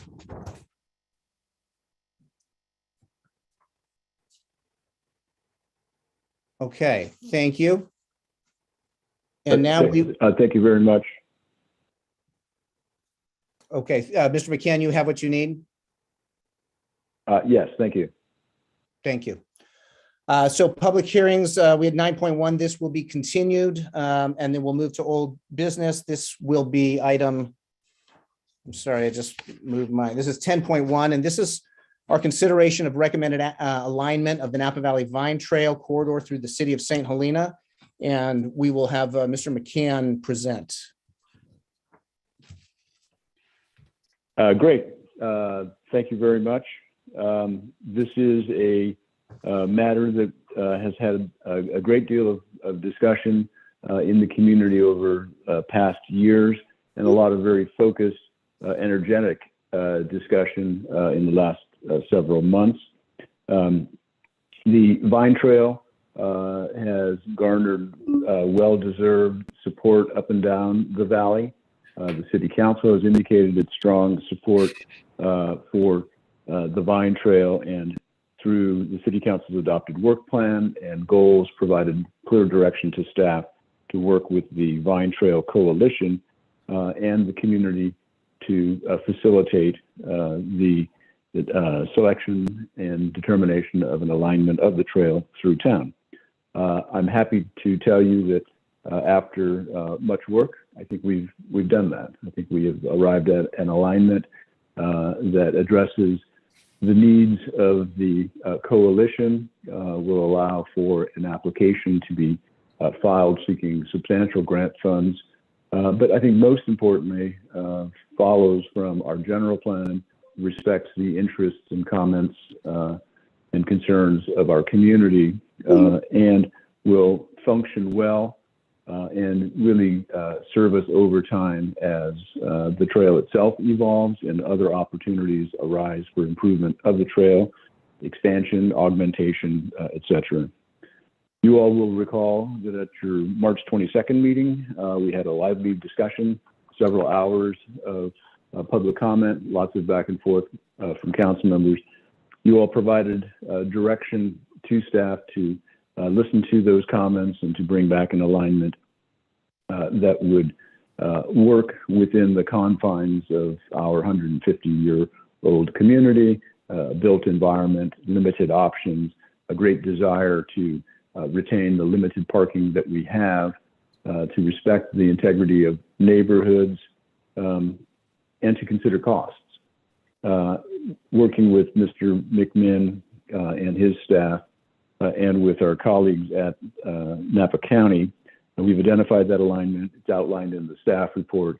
It's a relatively straightforward alignment. One that comes into town along Highway 29, crosses the bridge, reaches Mitchell Drive to Oak Avenue, moves up Oak Avenue to Adams Street, and then over across Main Street to Railroad Avenue, and perhaps to the Napa Valley wine train right-of-way in future, heading north to Fulton, back on the wine train right-of-way up to Pratt, and then over to Highway 29 and continuing up Valley. So this is a critical link. It, with the other work that's being done, will fill in a gap between Calistoga and Yountville, and will allow this to be the continuous, almost 50-mile trail that has been envisioned. With that alignment, we'll follow our general plan as far as the type of bicycle facilities. By this point, you're all expert in the difference between a Class 1 and a Class 2 and a Class 3. We're going to follow what our general plan says. There may be an opportunity in future to consider some changes. So we might enhance a path that might be a Class 3 to a Class 1. That's for a future day, and it'll take much discussion with the affected neighborhoods, property owners, businesses, all the folks who are involved in those matters. And we'll bring that forward through our ATSC group, the Active Transportation and Sustainability Committee, and then a recommendation will come forward to council. Again, that's for a future day. Today, we're talking about just the broad alignment. At our last meeting, Councilmember Hall noted his support for the proposal, but again, raised the question of what are the costs? The costs are substantial. These facilities are not inexpensive to build, and you'll see from the staff report that the segment that is being discussed, the Yountville to St. Helena, including the portion that goes through our town, is estimated at this point at about $30 million, a lot of money. The portion that would be in St. Helena is about $5.7 million. Having said that, there are many things that are unknown at this point. Part of it is the ultimate type of construction, again, whether it's a Class 1 or a Class 3, very different costs involved. But this is the upper end construction estimate. We'll have to examine exactly what that is once we get into the next phase, which is the design phase. I'll note that while there's has been much work done, there's still much more to do. And part of that includes estimating costs, identifying funds, entering into funding agreements, both for construction and for maintenance. That's not an item that we're going to undertake tonight, but it's something that's certainly on our mind and will be a part of future conversations. For tonight, I would suggest that I think we found a good alignment, one that satisfies our many needs and respects the constraints. And I believe that we can continue to work well with the coalition as we move forward into design and development of the agreements relative to construction costs and ongoing maintenance obligations. So with that, I would suggest that you ask any questions you might have of Sean, Casey White from the coalition, or myself. Take any public comment that might be out there. And then I really urge you to declare the preferred alignment so that the coalition can move forward with their application. And I would suggest that alignment should be that we've outlined in our staff report. Be happy to answer any questions you might have. Thank you. And just want to take a moment and thank you, Mr. McCann, thank staff, thank Vine Trail Coalition, Mr. McMahon, Ms. Casey White for all the work on this. I see Councilmember Hall, but I first want to touch base with Ms. Casey White to see if you have any comments, and then we'll go to the council. Sure. Thank you very much, Mayor Ellsworth and City Council members for having me. Just as a point of introduction, I'm the Executive Director of the Napa Valley Vine Trail, and I live in the unincorporated area of Napa County.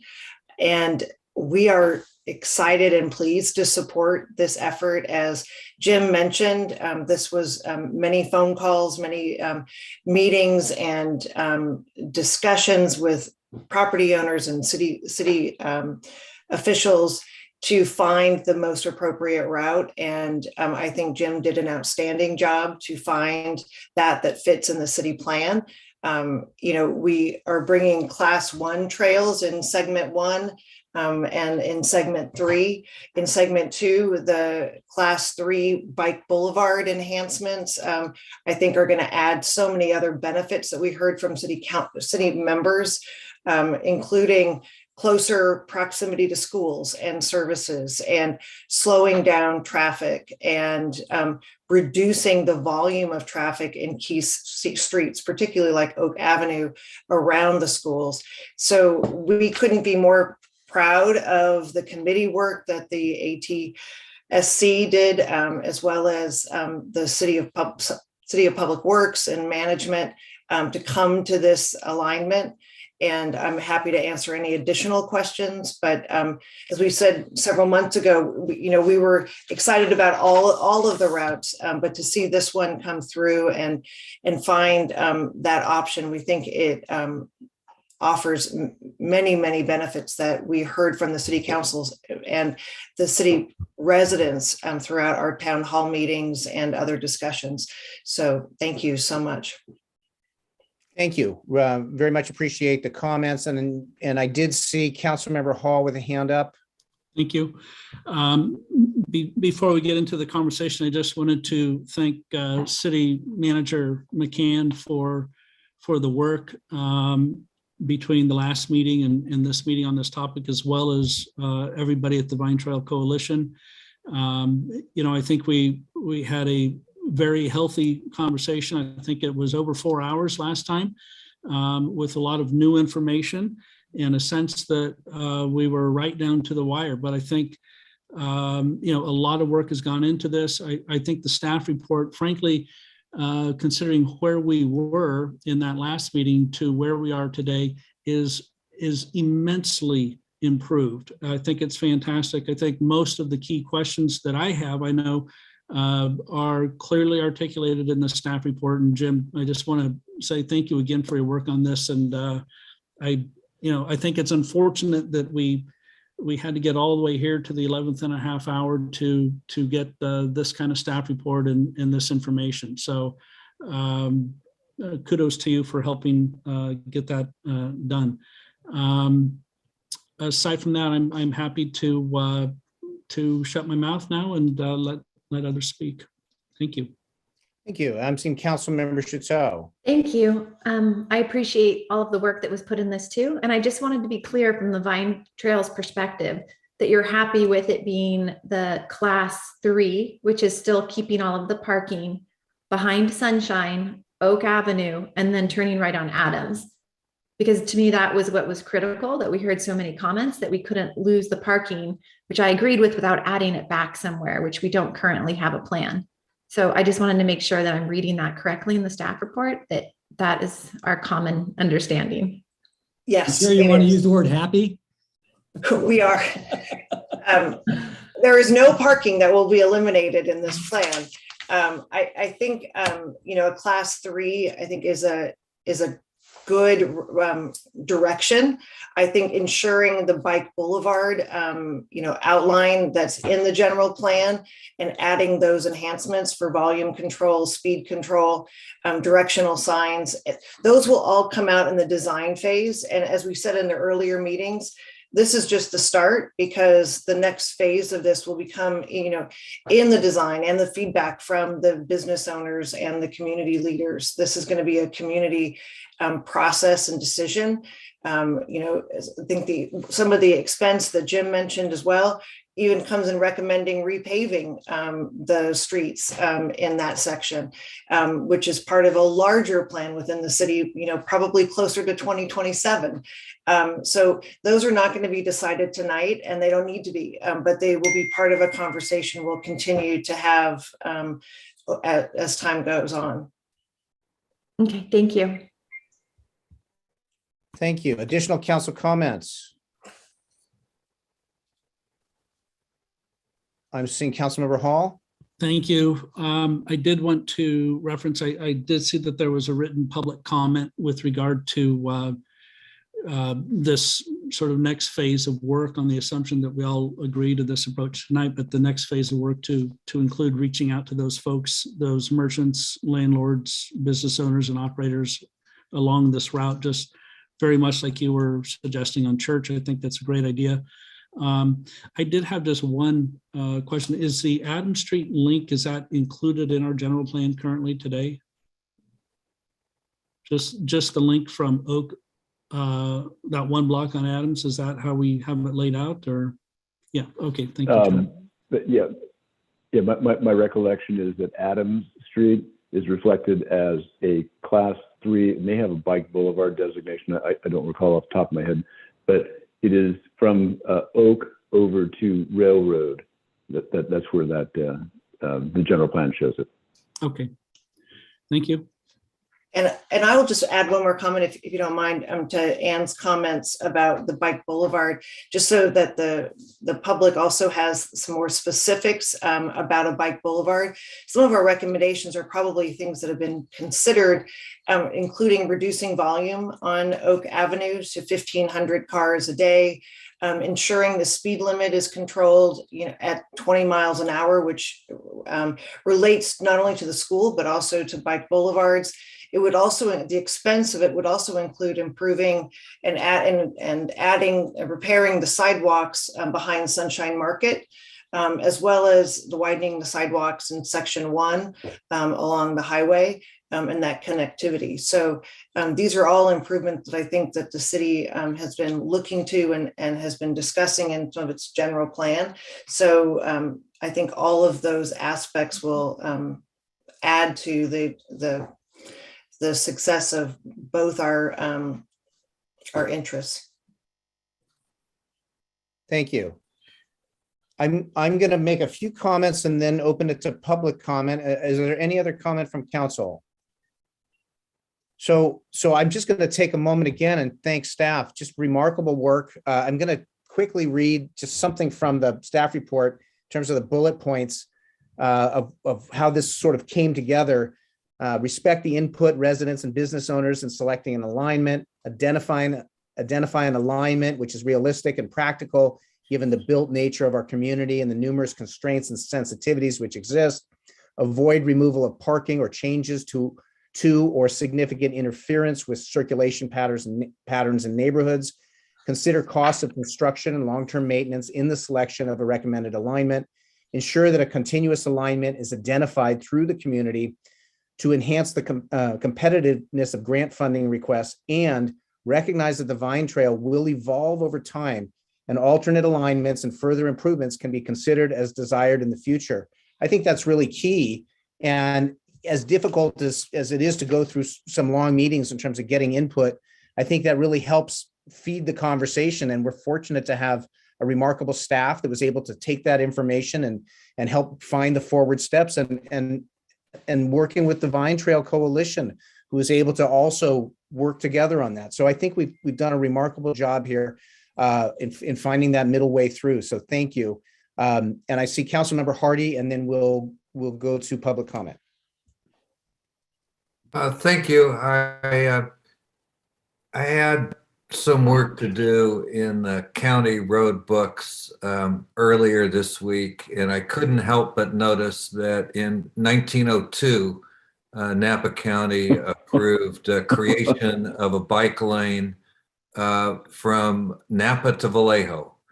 It's really true in some ways that there's nothing new under the sun, and some of us older cyclists learned many years ago that it was the cycling clubs of California that were the first lobbies for paving or macadamizing, as the Board of Supervisors called it in those days. They were the first lobbies for paving roads. And what no one realized in those days before Henry Ford revolutionized the automobile business was that making it easier for the horseless carriage to travel down the road would soon overwhelm the cyclists themselves. But I think it's wonderful that we're making this full circle and really emphasizing the place and the need for a safe place for bicyclists to ride. They had a brief period 120 years ago where they were really in ascendance on our streets, and I hope that this step will bring them back to a level of importance in our transportation system like never before. Thank you. Thank you. We'll look to public comment.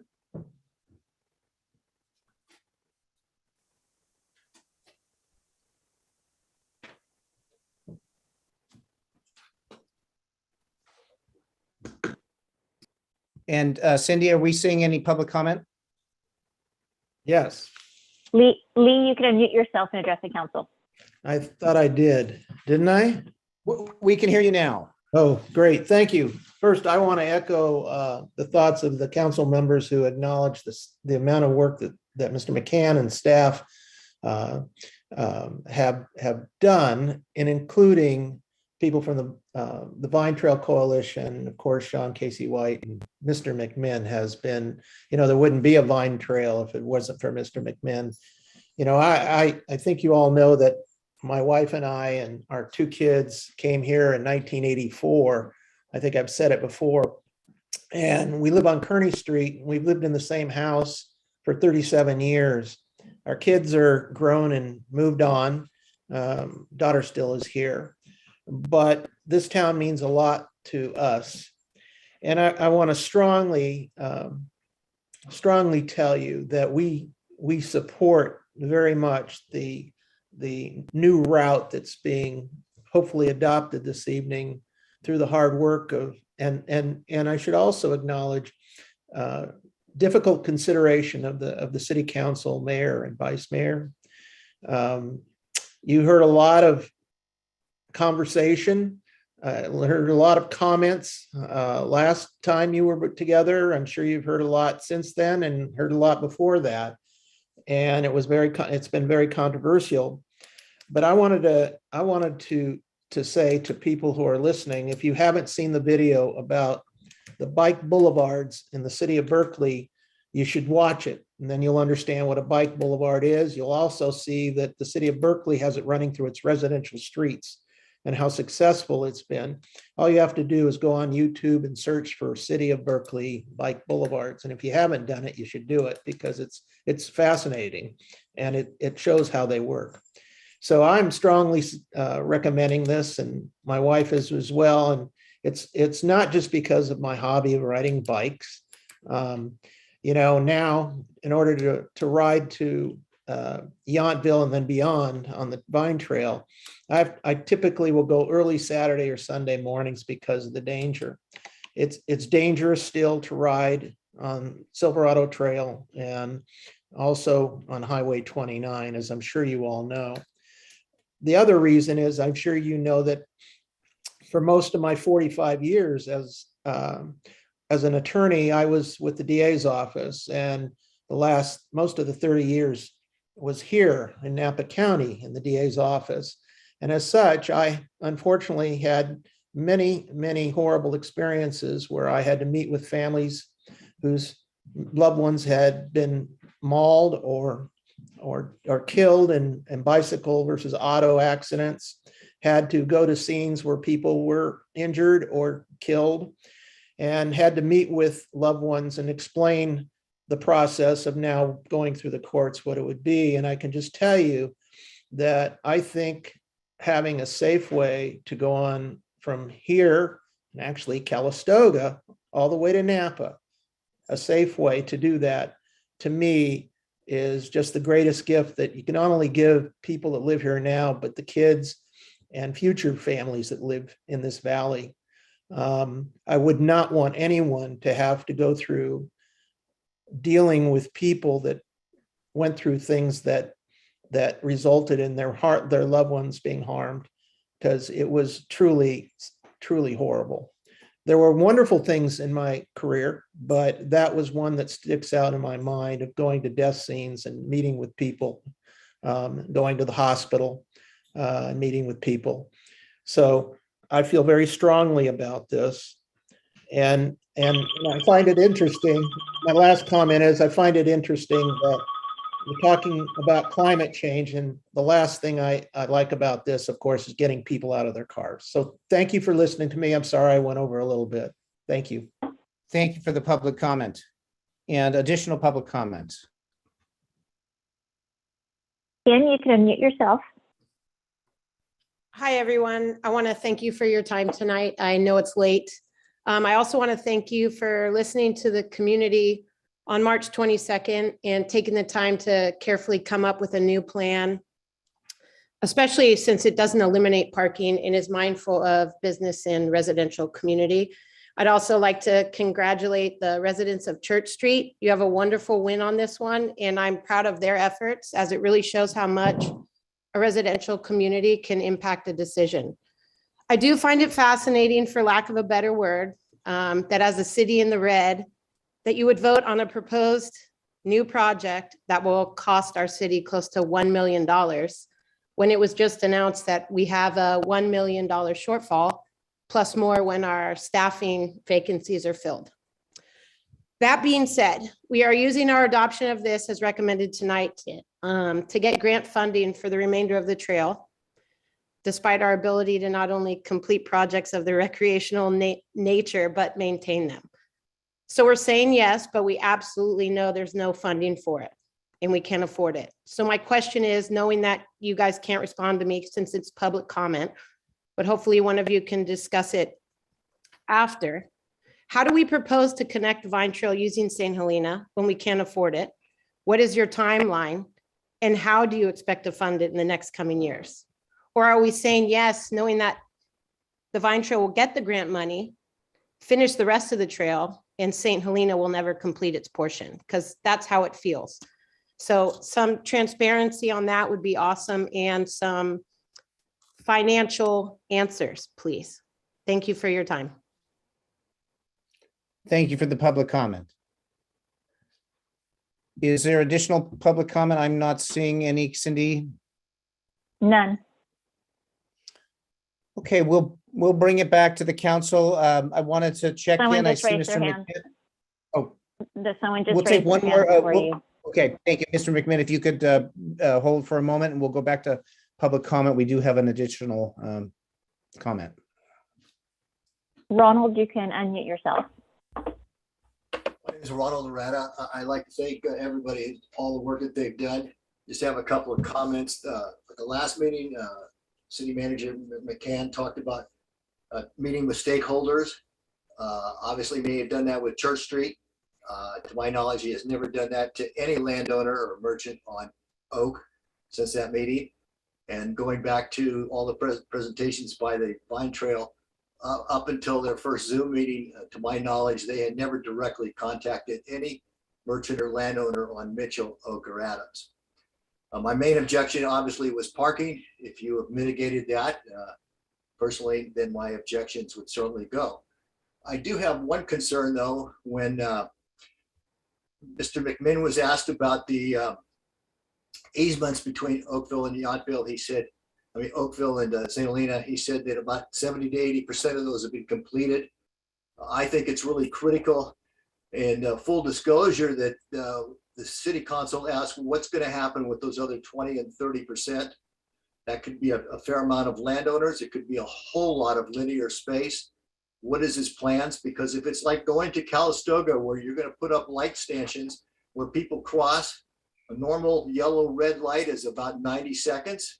If you're going to put several of those because you have to crisscross back and forth, you will make St. Helena a ghost town because nobody will take the time to travel from Yountville to St. Helena. When all the development in the valley has now gone to American Canyon, Yountville, Napa, all those concierges, just like they did when you did the underground telephone utilities, were suggesting don't take the time to drive up to St. Helena.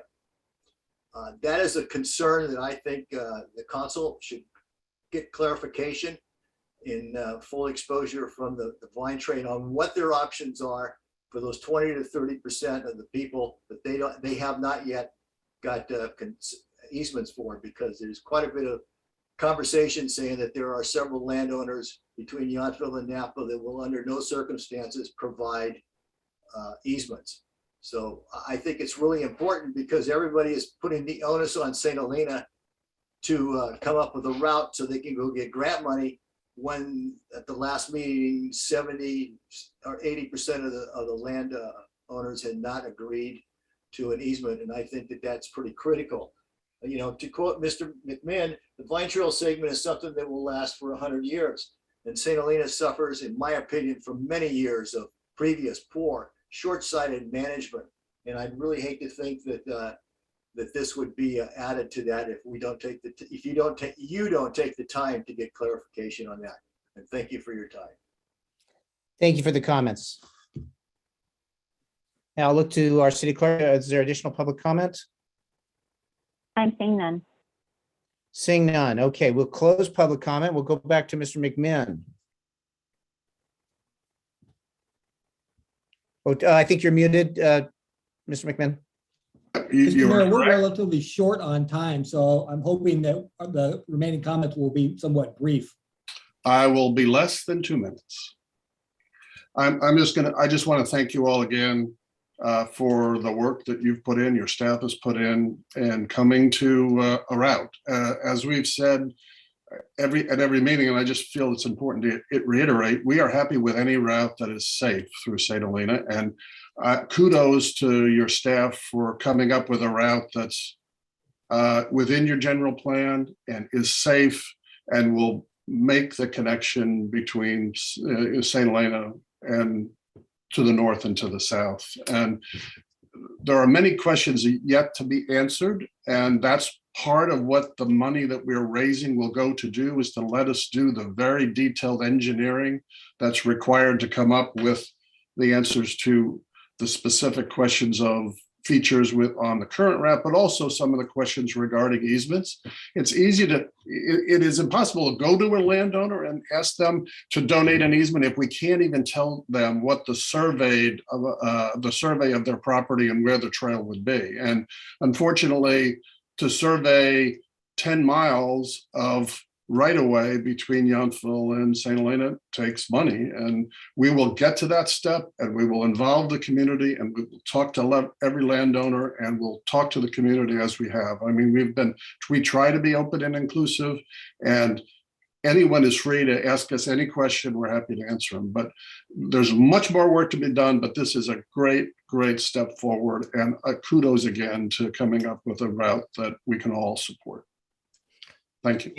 Thank you. Thank you for all the work, all the effort, Vine Trail Coalition staff, council. I'm going to just look to our city manager in just a moment here in terms of moving forward. I just want to say, years ago, St. Helena, Napa Valley, Napa County stepped forward and changed the way people thought about wine globally.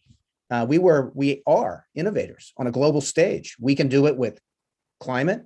We can do it with transportation, with things like cycling, the Vine Trail. We are a small town, but we are on a global stage, and so we can affect a much larger sphere than just our town. And it's times like this and working together that we can show that we can do it. We've done it before. We can keep doing it. So with that, I'll look to Mr. McCann in terms of what you need tonight from us. Great. Thank you, Mr. Mayor and council members. Thank you for all the comments and appreciate the comments from the public as well. And we will ensure that we engage with residents, business owners, everybody who's got a stake in this as we move forward in the design. What I would request tonight is that the council, through a motion, adopt the recommended alignment for the Napa Valley Wine Trail corridor through the city of St. Helena, as it is outlined in the staff report. Very, very well. And I would ask for a motion, entertain a motion at this point. So moved to adopt the staff's recommended action alignment. I'll second. And a roll call, please. Vice Mayor Doring, Yes. Councilmember Chateau, Yes. Paul, Yes. Hardy, Yes. Mayor Ellsworth. Yes. Well, everybody, again, thank you very much for the focus, the persistence, the working together on this. So thank you all. And we will move forward. And Mr. Great. McMahon, Thanks thank you very very much for being here, Ms. Casey White. We really appreciate it, and we'll keep the conversation going. Thank you. Thank you so much. Mr. Mayor, can we take a 4-minute break? Sure, let's do 5 minutes and be back at 8:36. Thank you.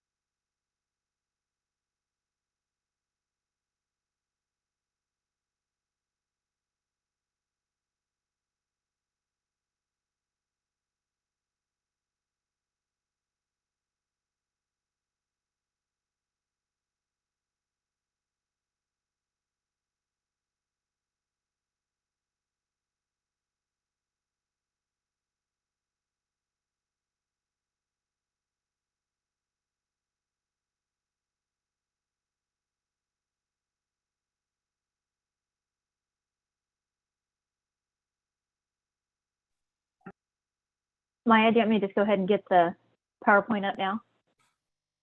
Yeah, sure, might as well. We're the closing act tonight, right? Yes. The best for last. All right, folks are coming back on here. We'll give it just a minute as everybody punches back in.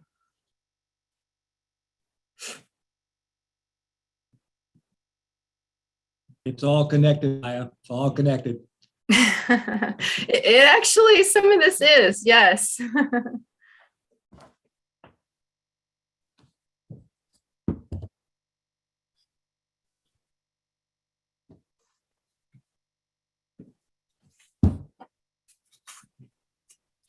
Okay, do we have everybody back? We see our council. I believe so. Let me just scroll down and make sure we've got everybody on here. We do, and we have our city clerk and our city manager and our city attorney and our planning director, Ms. DeRosa. So I believe we're ready to get rolling here. This is our item 11.1. This is discussion and direction regarding parking impact overlay district potential policy changes to incorporate into comprehensive zoning code update. And this is Ms. DeRosa. Yes, thank you, Mayor and Council. I think this is going to be a great discussion tonight. From the history that I looked at, there actually hasn't been much discussion on this topic. And so as part of the zoning code, I think it's ripe for bringing forward some discussion. I have a brief slide deck to share with you, and I'll, if you can advance the slide, Cindy, thank you.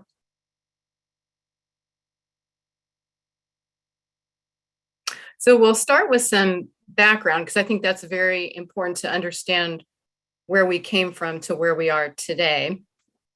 So tonight we're just going to have a policy discussion, give feedback to staff regarding whether changes need to be made to our current parking impact overlay district as part of our comprehensive zoning code update. And this item actually is being brought tonight because of the zoning code subcommittee meeting that was held on February 9th of 2022. And thought, this is a big enough discussion that we should get some council input before we make any substantial changes to what's currently in the code and releasing the draft. And then additionally, at our downtown stakeholder meeting last year that the planning department hosted along with our consultant, Lisa Weiss Consulting, there was feedback that the city should eliminate the parking in lieu fee, as it's been perceived as an impediment to new businesses coming in town for either, finding physical spaces that they don't have and having to pay the fee even at the $7,000 a space. Next slide, please. So I think it's important to see the physical boundaries of what we're talking about because this is an overlay district. This is this mint green boundary that you see in the center of the city. It, for the most part, follows our central business zoning, but not exactly. So starting on the west side, it is flanked by Oak Street. And then going up to the north, it's just a couple parcels north of Adams Street. And then it winds around to the east, pretty much following Railroad Avenue and some of the railroad right-of-way. And then it pops out right by Safeway and Church Street. There's a little bump out. And then it comes down along, and that southern boundary is predominantly your Sulphur Springs Creek. Next slide, please.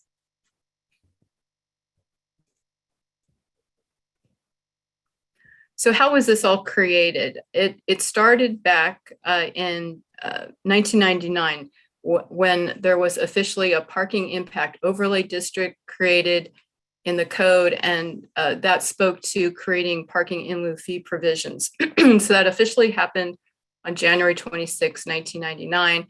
And following that, there was an establishment of an in lieu parking fee, which was $7,000 per space. So that was just shortly after that. It was actually created February 23rd, 1999. I think there's resolutions attached in your staff report packet. And so that fee was based on a study that was done in the year 2010, or saying that by the year 2010, the city would need about 30 new spaces in a parking lot to accommodate overflow parking from the central business district. And so just doing the simple math, that came to about, they were $210,000 divided by the 30 spaces was essentially where they came up with the $7,000 fee. It appears that we've realized that goal with the opening of the Oak Street parking lot. There are no other city-owned parking lots in our parking overlay district. And again, from my research, no formal downtown parking study has been prepared, and the in lieu fee has not been updated since 1999. Next slide, please.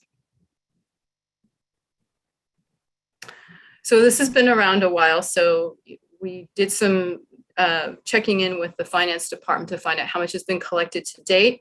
The fund balance is right about $645,000. And then in the past 5 years, this is also interesting. I know this is in the staff report, but because of the limited amount of new development downtown, there's really only been one deposit made into that parking in lieu fee account, which was it was based on the new project coming in at 1299 Adams Street. And so that was basically a lump sum of about $67,000. And then everything prior to that, in the last 5 years at least, the account growth was strictly interest earned. Next slide, please. So when we're opening up the code, what do we want to do? We should always be consistent with what the general plan says. So I went back, looked at the general plan. I could only find two actually related implementation actions that speak to downtown parking. The first one being pursue acquisition of 1301 Mitchell Lane to provide additional public parking facilities or other city prioritized uses in the central business district. And then the second one, which is in the circulation element, it states, develop and maintain an off-street parking program for the city's existing parking impact area and consider modifying the boundaries of that area. The program will identify and prioritize locations where additional off-street parking can be provided. When sufficient funds have accumulated for the acquisition of a site and construction of parking on that site, commence with implementation of providing parking on that site. So we have not yet developed an off-street parking program. And as I mentioned, we have not previously prepared a downtown parking study to address the level of parking demand and need. So that the next step I thought would be is if a consultant was retained to prepare a parking study, the city would have more clarity on if a parking shortage exists, and if so, identify a target number of spaces and priority locations, including if the 1301 Mitchell Drive site is still a relevant parking opportunity site. Next slide, please. So in the staff report, there's, I believe, 5 options that we've outlined for your consideration. All these options do include preserving the existing on and off street parking. So starting with the simplest one is option 1, which is really only a slight change to our current code. And so that would be to keep the requirement of collecting the in lieu fee and the parking standards as drafted, with the exception of eliminating a use permit requirement if an applicant wants to use the in lieu fee option. And then beyond that, then option 2 is remove the fee and parking requirements, which speaks to what we heard in our stakeholder meeting. And so specifically in our zoning code update, we would remove the requirement to pay the in lieu fee and remove parking requirements for new development and change of uses.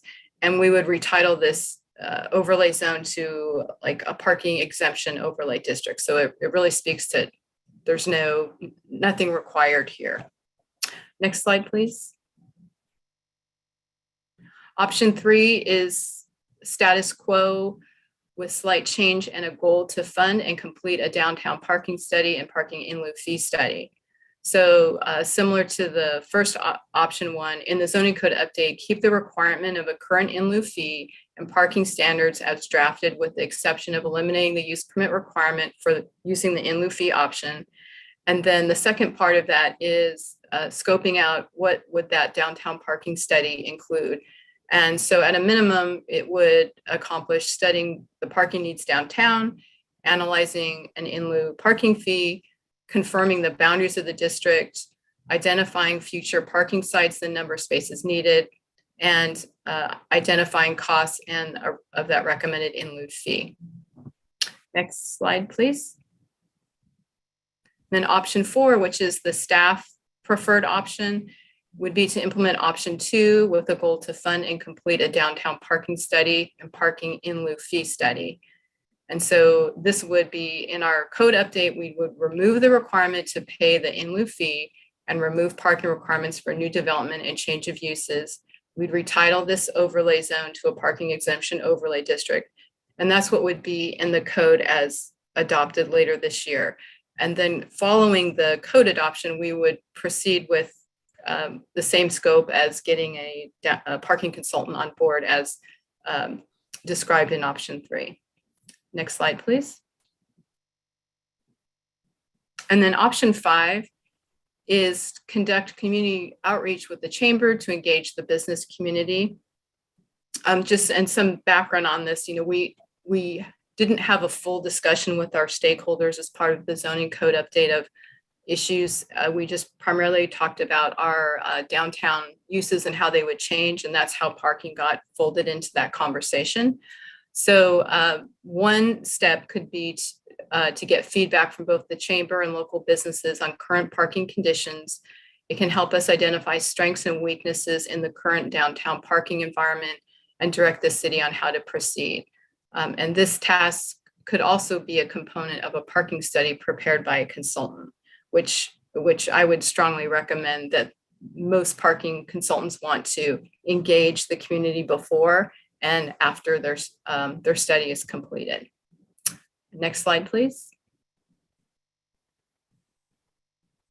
So here's some, questions I think that relate to what we're discussing tonight.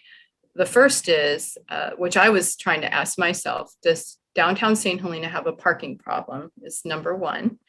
And then the other question, in a post-pandemic business recovery climate, should the city temporarily suspend the requirement for new businesses in the parking impact overlay district to provide on-site parking and waive the in lieu fee until an updated study is prepared for consideration by the city council? And that means an updated parking study. And then another question would be, does the city desire to develop a downtown master plan? And a downtown master plan has many components. It would have an economic analysis and usually a parking study. If there isn't anything recent, that would normally be part of that. And it would include any projected future redevelopment opportunities into that parking forecast.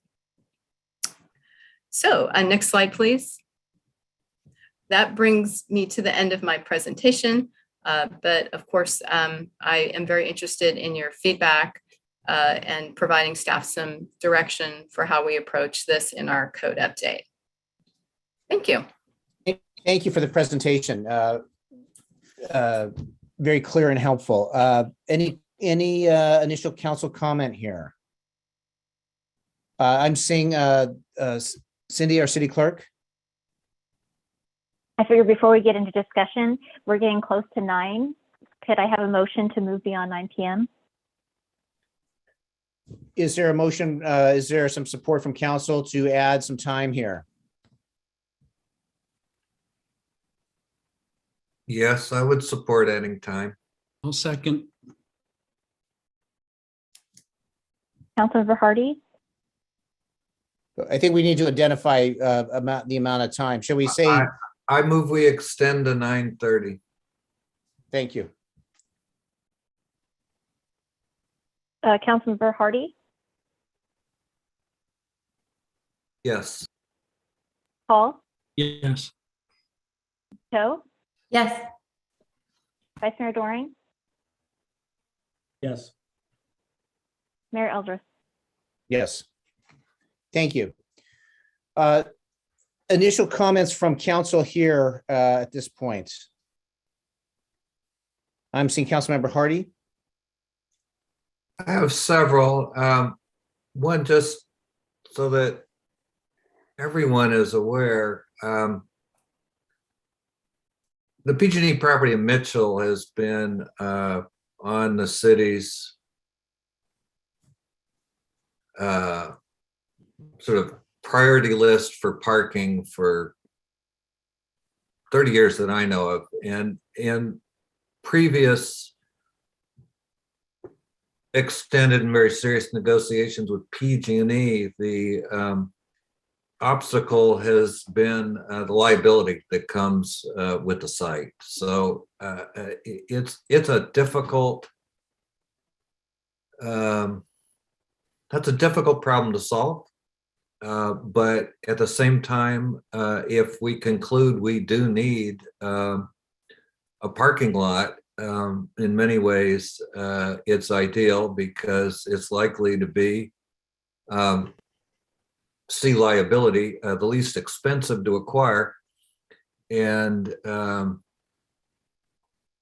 you know, it's kind of ready to pave for most purposes. I was fascinated by the, you know, is there a parking problem question? Council asked that of a traffic consultant who worked on the 1993 general plan, and he reported back that every time he came to St. Helena on a summer weekend, he had no trouble finding a parking space within 2 or 3 blocks of downtown, and so he thought that was no problem.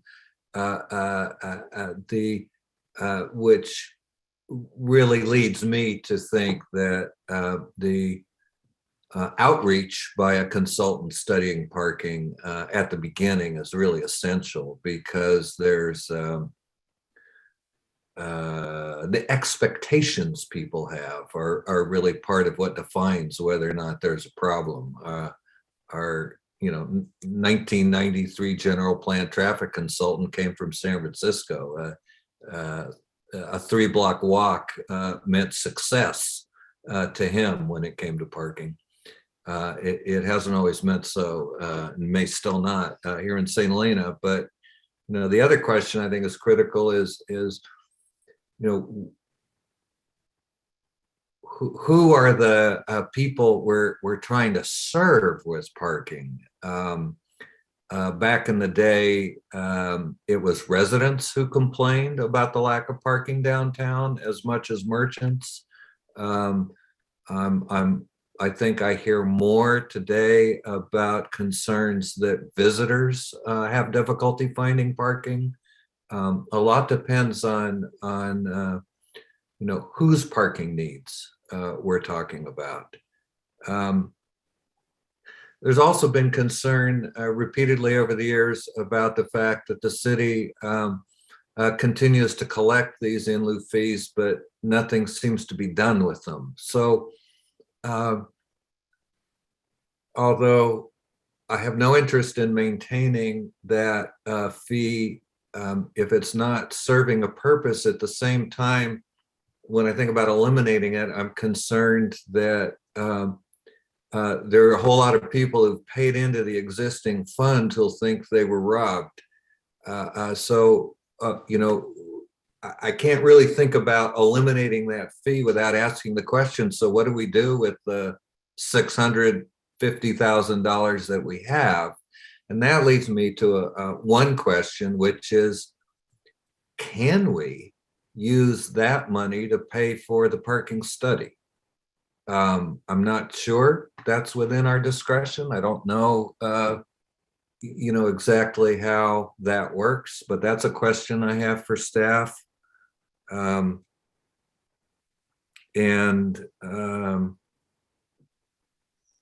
There may be some sense to a temporary pause on collecting the parking fee while we do the work, as part of the current,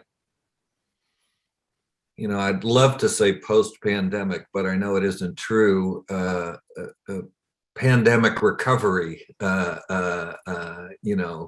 situation that we're in, trying to revitalize and reactivate downtown. So that's an idea of some interest to me. Thank you. Thank you. I'm seeing Councilmember Hall. Thank you. And thank you, Lester. Those are great points. I just wanted to follow up on a couple of them. And I'm not sure we have answers to this right now, but I was just curious if the Mitchell site is currently zoned to allow, public use like parking, or would we need to rezone that? And then Lester, to your question about the cleanup at the site, my understanding is, and I don't want to date you, but my understanding is that at one point this site was, glowing green.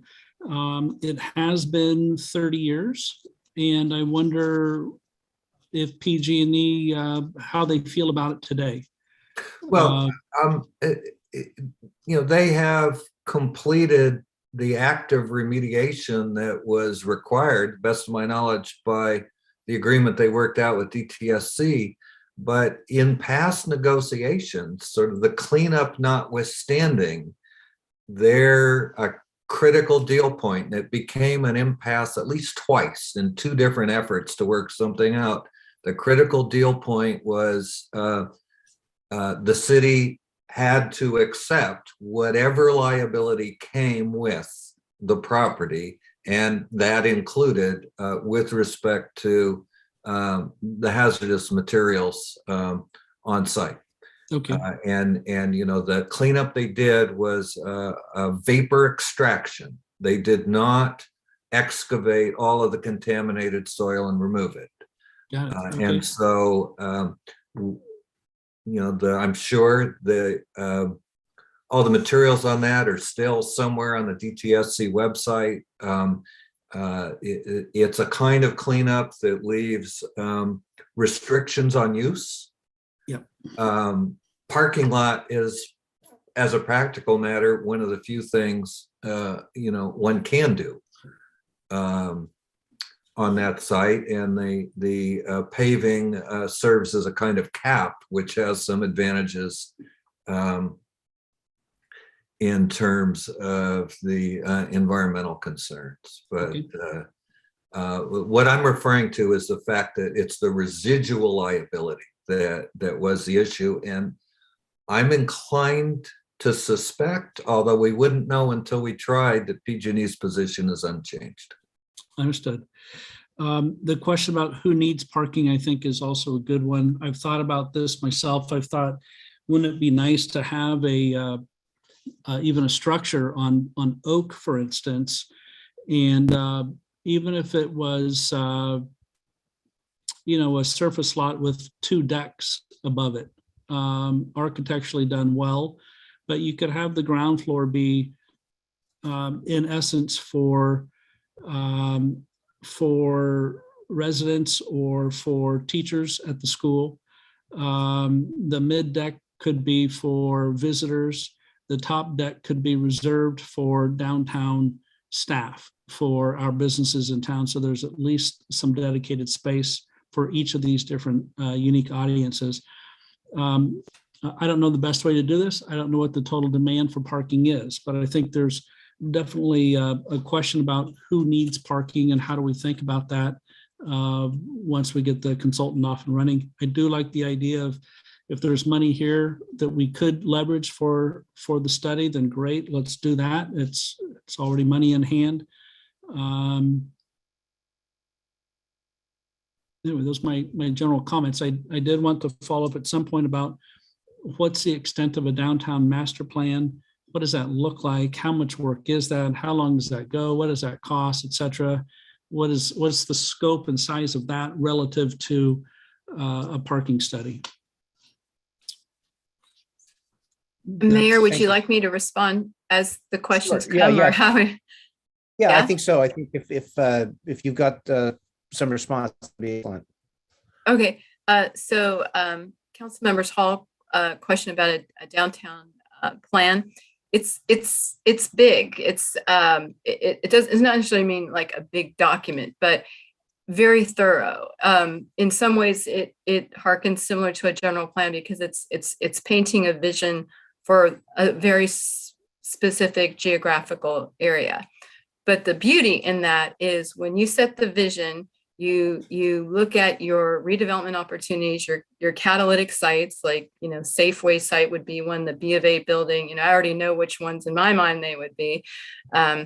Get public input on that. And that becomes just like the land use plan in your general plan is, everything should layer upon that. You build off of that vision of your land use plan, and then you structure a circulation plan that has connections to these activity nodes.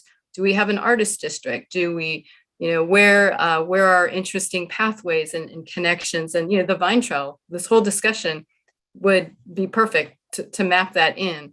And then you also have design guidelines, nothing super detailed, but it would probably set forth where is our gateway and what kind of special treatments do we want to really celebrate. And we have an amazing historic downtown. I do think a lot of things could be done to take it to the next level, to add identification features to it, beautification. And then lastly, there's usually an economic development component that ties to make sure that actually that usually is a precursor to what you're saying. We shouldn't say we need a hotel without having the economic study that says, and how many, and where's the best place for it. So it's very strategic. I guess strategic is the best word. It's very strategically thought out. Cost for something like that, on the parking study, I reached out to a consultant just this week to say, what's the ballpark range? Probably on the low end, 50,000 up to 80,000. I think a lot of it depends on your city and complexities and what is it that we want to get out of it. A downtown master plan is definitely going to be in six figures. But it's a very specific scope. It shouldn't take years to do, but it's definitely a year-long commitment at a minimum, because there's a lot of public engagement. But it's probably one of the most exciting plans I think a city could do. And then I know there was also a question about what we could do with those funds. I think I'll turn that over to our city attorney and possibly Dr. Mitz if she wants to chime in after our city attorney. Sure, I'm happy to speak to that. So I think one thing that's important to note is that these are in lieu fees. So essentially what the city did is the city has a parking requirement, but within the downtown, kind of understanding that there's a limited ability to provide the required parking that we would typically impose on these uses. We've offered a waiver essentially of our parking requirements in exchange for a fee that would allow the city to accommodate the parking needs to serve these uses. The resolution that we passed, that the council passed in 1999, that established the parking in lieu fee, also gave direction as to how that would be used. And it's fairly narrow the way that it's drafted.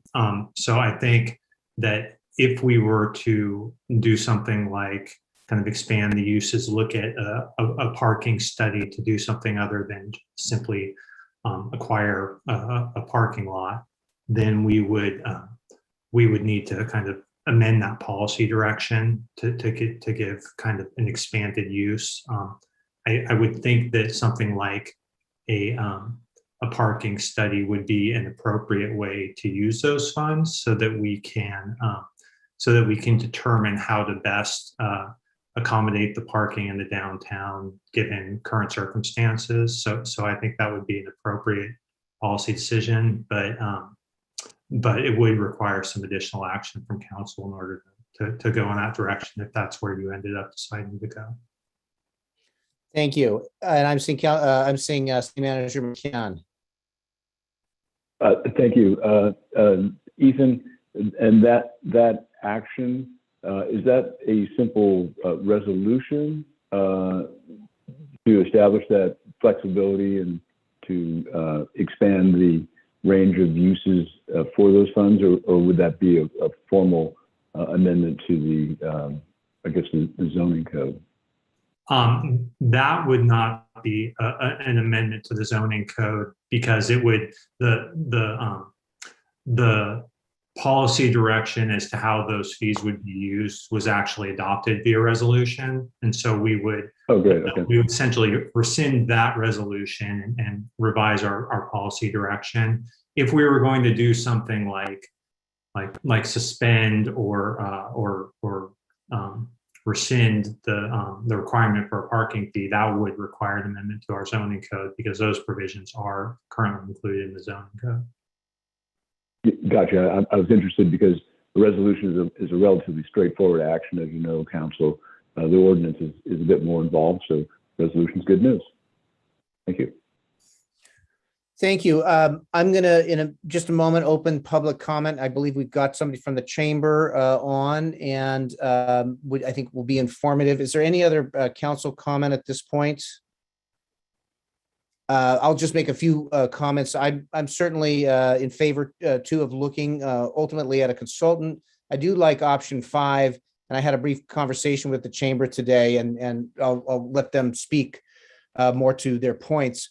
But I do think their engagement is going to be very important with our business community in however we move forward, and also in terms of looking at long-term solutions, but also perhaps some interim, more short-term ways that we can serve the parking needs downtown. So I think listening to the chamber's take is going to be important as we, whatever path we go here. So with that, unless there's council comment, I will open public comment and we can hear from the chamber and any others who may want to put forth thoughts here. Stephanie, you can unmute yourself. Hello, good evening, everyone. Stephanie Yacobachi, Vice President of the Chamber. Although I may be the only person left from the public on this meeting at this point, I just want to start off by acknowledging Maya. I have to say, you have just made leaps and bounds with our business community over the last few years. You are an excellent addition to the city, and we've gotten a lot of positive feedback from businesses, how responsive that you've been during the pandemic with all the emergency use permits that were given. So thank you so much. Thank you so much for hearing this in a meeting a year ago and bringing it to the attention now. As you said, I think it's really ripe for discussion. We did prepare a comment that I'm going to brief just because of timing, and then also we saw the presentation was uploaded after we prepared this. So we are really in favor of option number 5, which is working together. I was thrilled to hear that the preliminary, estimates on the consultants was, looking at more of in the $50,000 range. We were fearful that that was going to be triple digits just based on other consultants in the past. The chamber, this is a reoccurring theme amongst businesses and residents and in planning commission when we see new businesses coming to planning commission for approvals. We're fully on board to support the city and taking necessary steps to improve the parking situation in Santa Helena. We'd really like to, prior to a consultant, partner with the chamber in surveying businesses and creating that opportunity for dialogue to brainstorm ideas with existing businesses and stakeholders. We believe that it could save the city money. We also believe that with this engagement with the business community together, we can really expedite some much needed improvements that we might be able to, secure in the short term. Maya once had an excellent idea. I think she shared a photo with me of a sign that had directional arrows, and it actually dictated how many minutes away it was. And I think that speaks volumes to also some really thoughtful comments from Councilmember Hardy, which is not only telling people where they're going to park so that they're not figuring it out, but setting the expectation that it's going to be a 3-minute walk. So I think it's a twofold thing. So I think we believe that together we can identify some solutions that we could create together that wouldn't take time, actionable steps. We may find through business outreach that a consultant is in fact needed. I'd be interested to learn more about long-term downtown plan. That's very interesting. But we don't necessarily believe that we need to start a parking study or consultant to let us know that there's a parking shortage in Santa Helena. We hear from our merchants that there is. And yes, there's an expectation of parking that needs to be improved, but our merchants definitely feel a need for parking. We also believe that we don't need a parking study to identify that 1301 Mitchell would be an excellent site for additional parking downtown. We receive a lot of comment that would be wonderful. I do appreciate the additional insight as to what improvements might need to be made on that lot, because PG&E has expressed to us that they'd really like to work with the city on that. Without an opportunity to survey the businesses and have dialogue, we can't currently, but are willing to do the outreach as soon as possible to advise City Council and provide additional direction regarding, future changes from a business perspective. We can state that, as Maya also, said, that we've received comments over the years from businesses that the parking fees make it challenging for new businesses in Santa Helena. In addition, as Lester stated, a lot of questions about what's done with the fees that are collected. So we just really look forward to an opportunity to partnering with the city and doing whatever we can to support you, because this is an important topic. And we really think that we can together identify some actionable steps that we can move on sooner while simultaneously pursuing a long-term solution. Thank you guys so much. Stephanie, before you jump off, can I ask a question in terms of timing? Yes. If you were to be able to put something together in terms of outreach, what kind of time frame do you think that you would need to be able to come back with something? Well, we'd want to identify what the outreach is first. I think it's important to identify what are the exact goals. What do we really want to find out from the businesses? And then I think that this sort of topic would, one, need to be a survey, and then have a maybe virtual and an in-person opportunity to talk about the survey results and dig a little bit deeper. We could, probably develop, and the chamber CEO might kill me for saying this, but I would be the one doing it, is that we could probably create a survey and send it for approval. I would say within 2 weeks, we could move quickly on this, and mostly because this is a very important topic for our merchants. So it's something that the chamber would want to prioritize. Thank you. And I'm seeing Vice Mayor Doring and City Manager McCann. City Manager, Mr. McCann, is there something structural to add here before Vice Mayor Doring's comments? I'd be happy to wait for the Vice Mayor, and then I'll add a comment. Okay, thank you. Thank you, Mayor. I just wanted to point out that I think we're underestimating the importance and scope of a parking study. I think most of us on this city council dais right now don't have a good sense of the expertise that's required and the sort of discipline of parking, which is really a topic that has grown immensely since 1993. I would say that the conventional approach to parking is not working for our community, and I'd hate to replicate that.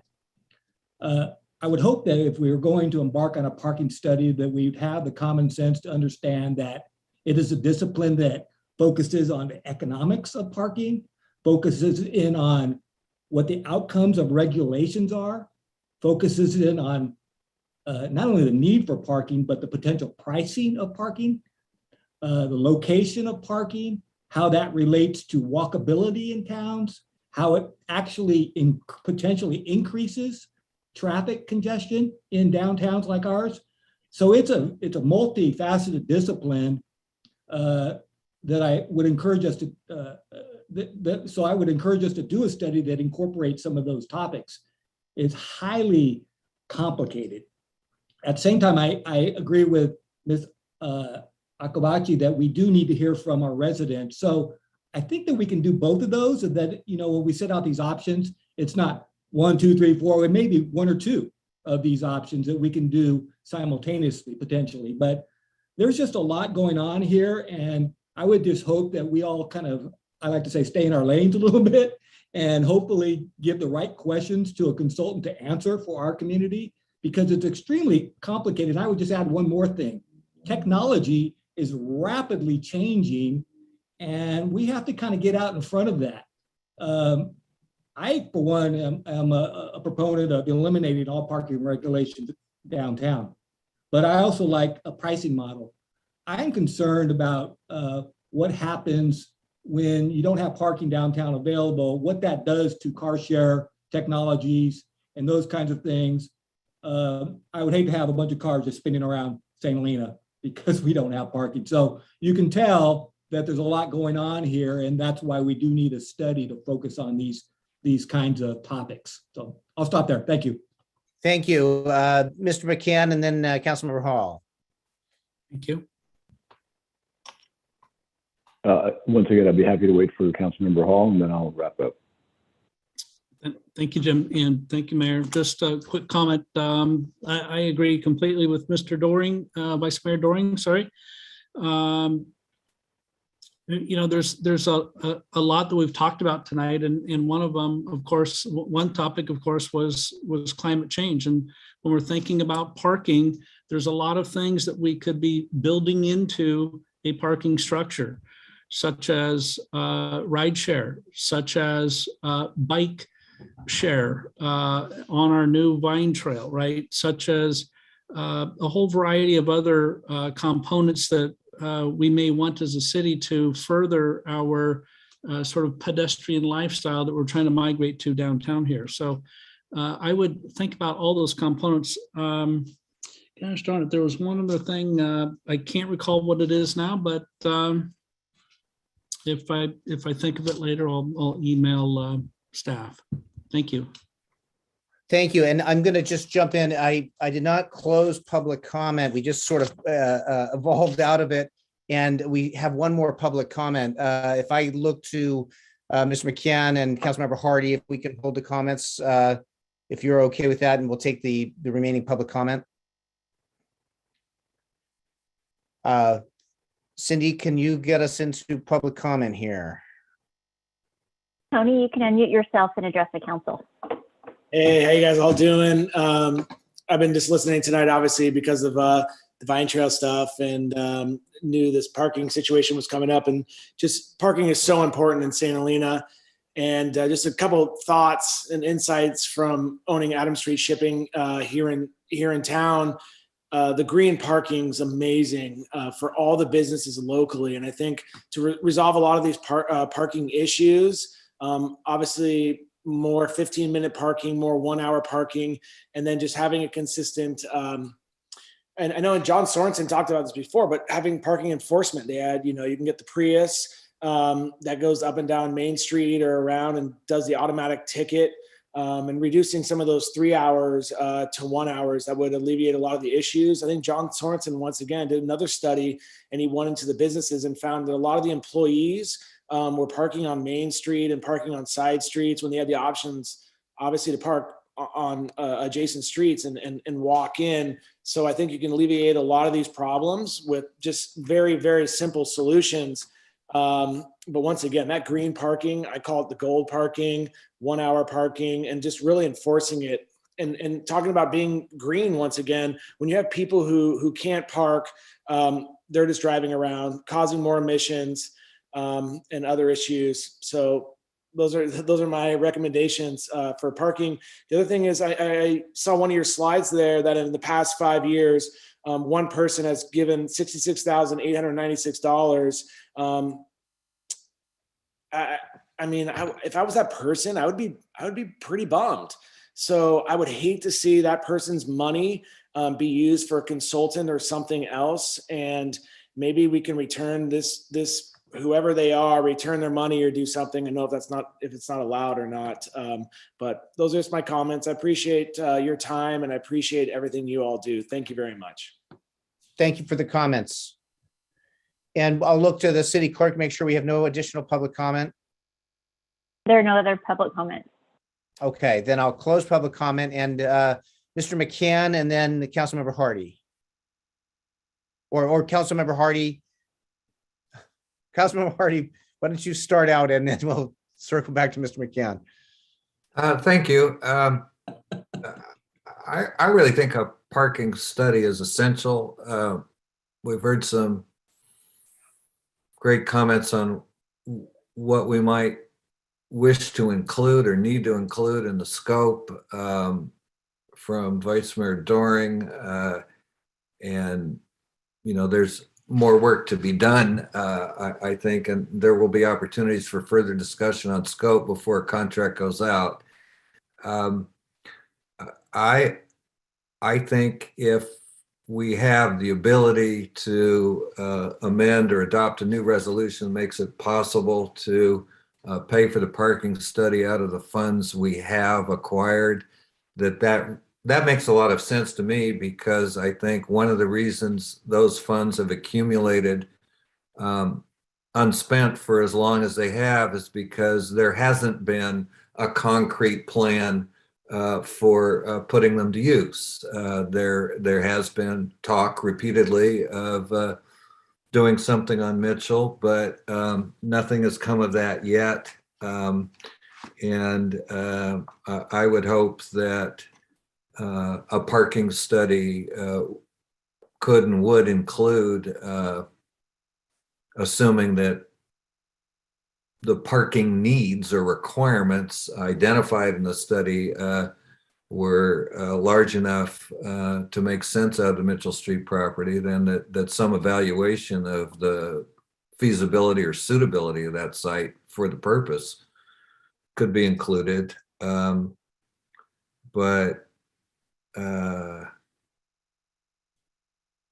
I think getting the study done is essential. And I'll stop there. Thank you. I concur. And let's see, I'm seeing Councilmember Chateau. Thank you. I agree that the study is important. And as long as we're showing that that leads to action and we actually come up with a solution for parking, then it's justifiable in my mind to those who have contributed to it. And if this doesn't drag on for too long. And I also like the idea of working with the chamber at the same time. So any additional council comment here? I just would concur with staff recommendation with regard to the chamber. I'm just thinking about the issue of who needs parking. I think the chamber would do a great job, obviously working with our businesses downtown. I'm just wondering, maybe a consultant could coordinate if there's a broader issue of do residents also need parking? How do we assess that? That's my only question there. Thanks. And so I think timing wise, going to Mr. McCann here to figure out how to sort of wrap this in a bundle for us. And so we can move on in a positive way. Great. Thank you very much. Very interesting topic, very interesting conversation. Makes me think about the conversations that I have been involved in Mill Valley, Calistoga, Petaluma, Napa, and now in St. Helena. So all of which have active downtowns, all of which invite visitors, and parking is always a topic. What I'll tell you is that we need to do this. There are mixed perceptions. We have an opportunity, we have an obligation. The Planning Commission correctly identified this is a big issue, something that needs broad community conversation and council direction. I'll also tell you that the input that we can receive from a consultant is invaluable. Without that, we really are going to be approaching it just from a knee-jerk, amateurish, and really not properly informed perspective. So I think a consultant is imperative. When I read Maya's report for the first time, I thought it was a little bit complex, and there were a heck of a lot of options. But I see that she actually missed an option, and we need an option 6, which is a combination, I think, of option 4 and option 5.